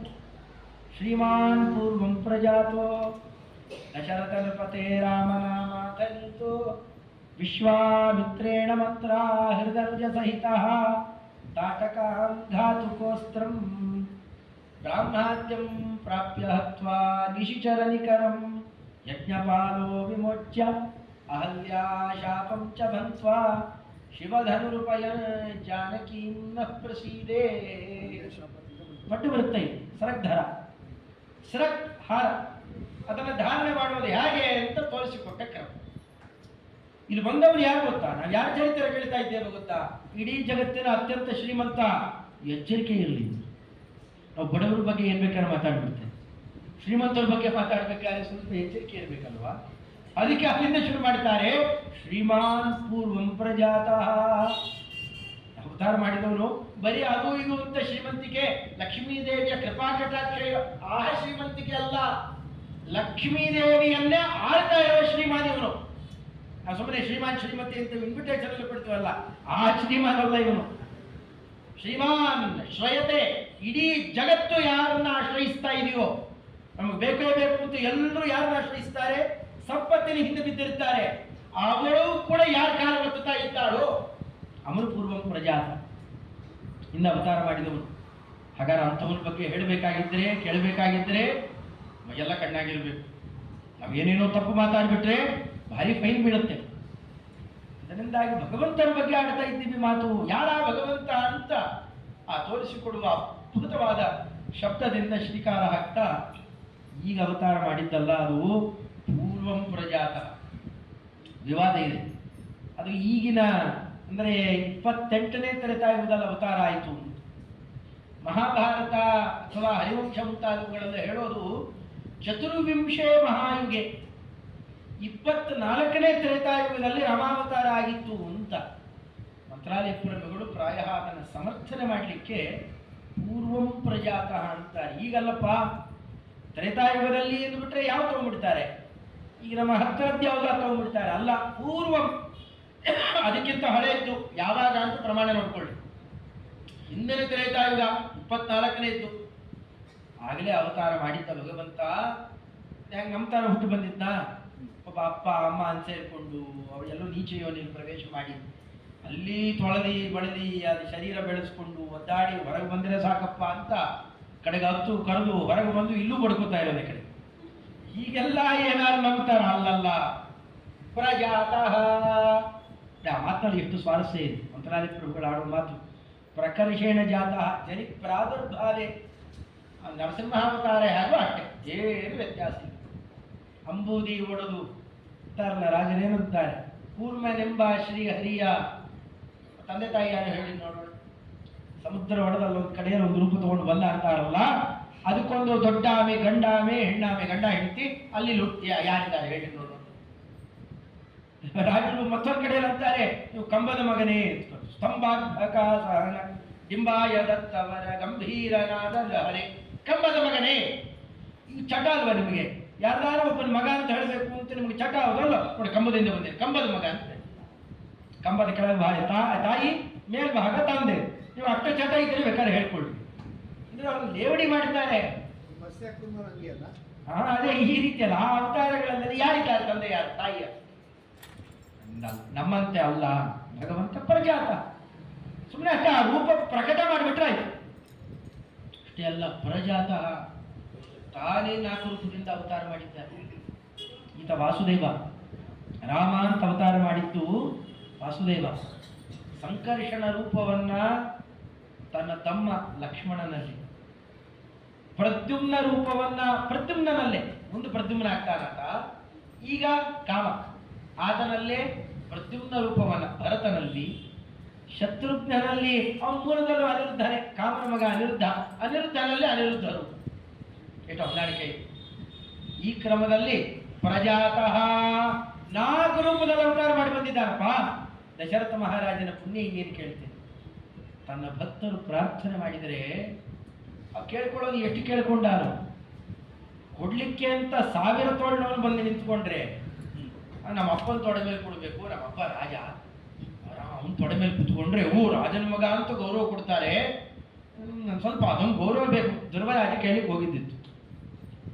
ನಿಮ್ಮಪ್ಪ ಎಲ್ಲಿ ಕೂತಿದ್ದಾನಲ್ಲ, 36,000 ವರ್ಷ ನೀನು ಅಲ್ಲಿ ಕೊಡ್ತೀಯ, ರಾಜ್ಯ ಆಳ್ತೀಯ, ರಾಜನ ಮಗ ಅಲ್ಲ ನೀನು, ನೀನೇ ಸ್ವಯಂ ರಾಜನಾಗ್ತೀಯ. ಈ ಸಾಮಾನ್ಯ ಮನುಷ್ಯರಿಗೆ ರಾಜನಾಗಿ ತಗೊಂಡು ಏನ್ ಮಾಡ್ತೀಯ? ಒಂದು ಮಂಡಲನೇ ಬಿಟ್ಕೊಟ್ಬಿಡ್ತೇನೆ. ಇಡೀ ಧ್ರುವ ಮಂಡಲಕ್ಕೆ 7 ಋಷಿಗಳ ಪ್ರದಕ್ಷಿಣೆ ಹಾಕಬೇಕು, ಅಷ್ಟು ವ್ಯವಸ್ಥೆ ಮಾಡಿಕೊಡ್ತೇನೆ. ಗಾಬರಿಯಾಗಿ ನಿಂತಿದ್ರಂತೆ. ನಾ ಏನೋ ಕೇಳಿಕ್ಕೆ ಬಂದಿತ್ತು, ಒಂದು ಮೂಟೆ ಇಜ್ಜಿರಾಕು ಅಂತ ಕೇಳೋರಿಗೆ ಮೋಕ್ಷಾದ ಪುರುಷಾರ್ಥ ಕೊಡ್ತೇನೆ ಅಂತ ಬಂದ್ರೆ, ಅಂದ್ರೆ ನಮ್ಮ ಮಿತಿ ಅಲ್ಲ. ಇವೆಲ್ಲ ಇಷ್ಟೆಲ್ಲ ಅನುಗ್ರಹ ವಿಶೇಷ ಮಾಡಿದ್ರು. ಸೃಷ್ಟಿ ಸ್ಥಿತ್ಯಾದಿಗಳನ್ನು ಚಿಂತನೆ ಮಾಡುತ್ತಾ ಸ್ತೋತ್ರ ಮಾಡಿದ 10 ಋಷಿಗಳಿಗೆ ನಾನು ಅವತಾರ ಮಾಡ್ತೇನೆ. ಬ್ರಹ್ಮದೇವರ ಆವೇಶ ಇಟ್ಟು ಚಂದ್ರ ಅವತಾರ ಮಾಡ್ತಾನೆ, ಅದರಂತೆ ರುದ್ರದೇವರ ಅವತಾರ ಮಾಡ್ತಾನೆ. ಸಾಕ 3 ಜನ ಮಕ್ಕಳಾಗಿ ಬರ್ತೇವೆ. ಅವ್ರಿಗೆ ಆಶ್ಚರ್ಯ. ನಾ ಕೇಳ್ಕೊಳ್ಳೇ ಇಲ್ಲ, ನಂಗೆ ಕೊಡ್ಬೇಕು ಅನಿಸಿದ್ಯಪ್ಪ, ನಾ ಕೊಡ್ತೇನೆ. ಎಷ್ಟು ಕೊಟ್ಟಂದ್ರೆ ನಾವೆಲ್ಲ ಕೇಳ್ಕೊಳ್ತೇವ? ರಾತ್ರಿಯಲ್ಲಿ ಮಲಗಿಬಿಟ್ಟಿರ್ತೀವಲ್ಲ, ಏನ್ ಕೇಳ್ಕೊತೇವೆ? ಹಾಲು ಉಸಿರಾಟ ಬೆಚ್ಚ ಕಾಪಾಡ್ತಾನಲ್ಲ ಭಗವಂತ. ಬೇಕಾದ್ದು ಕೊಟ್ಟು. ಅದಕ್ಕೆ ನೆನ್ನೆ ಅಂದ್ರೆ ನಾನು ಸವಿತಾ ಪ್ರಸವಿತಾ ರಾಮದೇವರೇ. ಅದಕ್ಕೆ ಪ್ರಸವಿತ ತಾನು ಹುಟ್ಟಿ ಬರ್ತಾರೆ. ಅವನು ಹುಟ್ಟು ಅಂತಂದ್ರೇನು? ಪ್ರಜಾತ ಅಷ್ಟೆ. ಅದರ ಚಿತ್ರಣ ಮಾಡಿರುವಂತಹ ಅದ್ಭುತ ಕ್ರಮನೆ. ಇದೆಲ್ಲ ಮಂತ್ರಾಲಯ ಪ್ರಭುಗಳ ಆ ಮಾತನ್ನು ಒಂದೊಂದು ಬಿಡಿಸಿ ಚಿಂತನೆ ಮಾಡಿದ್ರೆ ಇಷ್ಟ ಅಭಿಪ್ರಾಯ. ಶ್ರೀಮಾನ್ ಪೂರ್ವಂ ಪ್ರಜಾತಃ ದಶರಥ ನೃಪತೆ ರಾಮನಾಮ. ಇಲ್ಲಿ ತನಕ ಒಂದು ಹಂತ. ರಾಮನಾಮ, ದಶರಥ ನೃಪತೆ, ಏನು ಸ್ವಾರಸ್ಯ ತಂದಿದ್ದಾರೆ. ರಾಮಾವತಾರದ ಹಿನ್ನೆಲೆಯೇ ಬಹಳ ಸ್ವಾರಸ್ಯ. ಎಂದೋ ಒಮ್ಮೆ ಅವತಾರ ಆಗೋಯ್ತು, ಕೇಳಿದ್ರೆ ನಮ್ಗೇನು ಬಂತು ಭಾಗ್ಯ. ನಮ್ಮಲ್ಲೂ ಕೂಡ ಈ ಬಿಸಿಲಿನ ಬೇಗೆಯಲ್ಲಿ ನೋಡು, ಒಳ್ಳೆ ಚೈತ್ರ ಮಾಸದಲ್ಲಿ ಅವತಾರ ಮಾಡಿದ್ನ. ಬಿಸಿಲು ಏರುವಾಗ ಸಂಸಾರದ ತಾಪ ಏರಿದೆ. ನಮ್ಮಲ್ಲೂ ಹಾಗೆ ಅವತಾರ ಮಾಡಬೇಕಾಗಿದ್ದರೆ ದಶರಥರಾಗಬೇಕು ನಾವು. ಏನು ದಶರಥರಾಗೋದು ಅಂದರೆ, ದಶರಥ ಮಹಾರಾಜರ ಆ ಕಾಲಕ್ಕೆ ಏನು ಮಾಡಿದ್ರು, ಯಾತಕ್ಕೆ ಮೆಚ್ಚಿ 4 ರೂಪದಲ್ಲಿ ಅವತಾರ ಮಾಡಿದ ಭಗವಂತ, ಇದನ್ನೆಲ್ಲ ಅಲ್ಲಿರುವ ಅದ್ಭುತ ಶಬ್ದಗಳ ಸಂಯೋಜನೆಯಲ್ಲಿ ಮಂತ್ರಾಲಯ ಪ್ರಭುಗಳನ್ನು ಯೋಜನೆ ಮಾಡಿ ತೋರಿಸ್ಕೊಡ್ತಾರೆ. ನಾಳೆ ದಿವಸ ಅನುವಾದ ಮಾಡ್ತಾರೆ. ಮತ್ತೆ ಯಥಾಂತ ಕಥಾಭಿಪ್ರಾಯ ಶ್ರೀಕೃಷ್ಣ.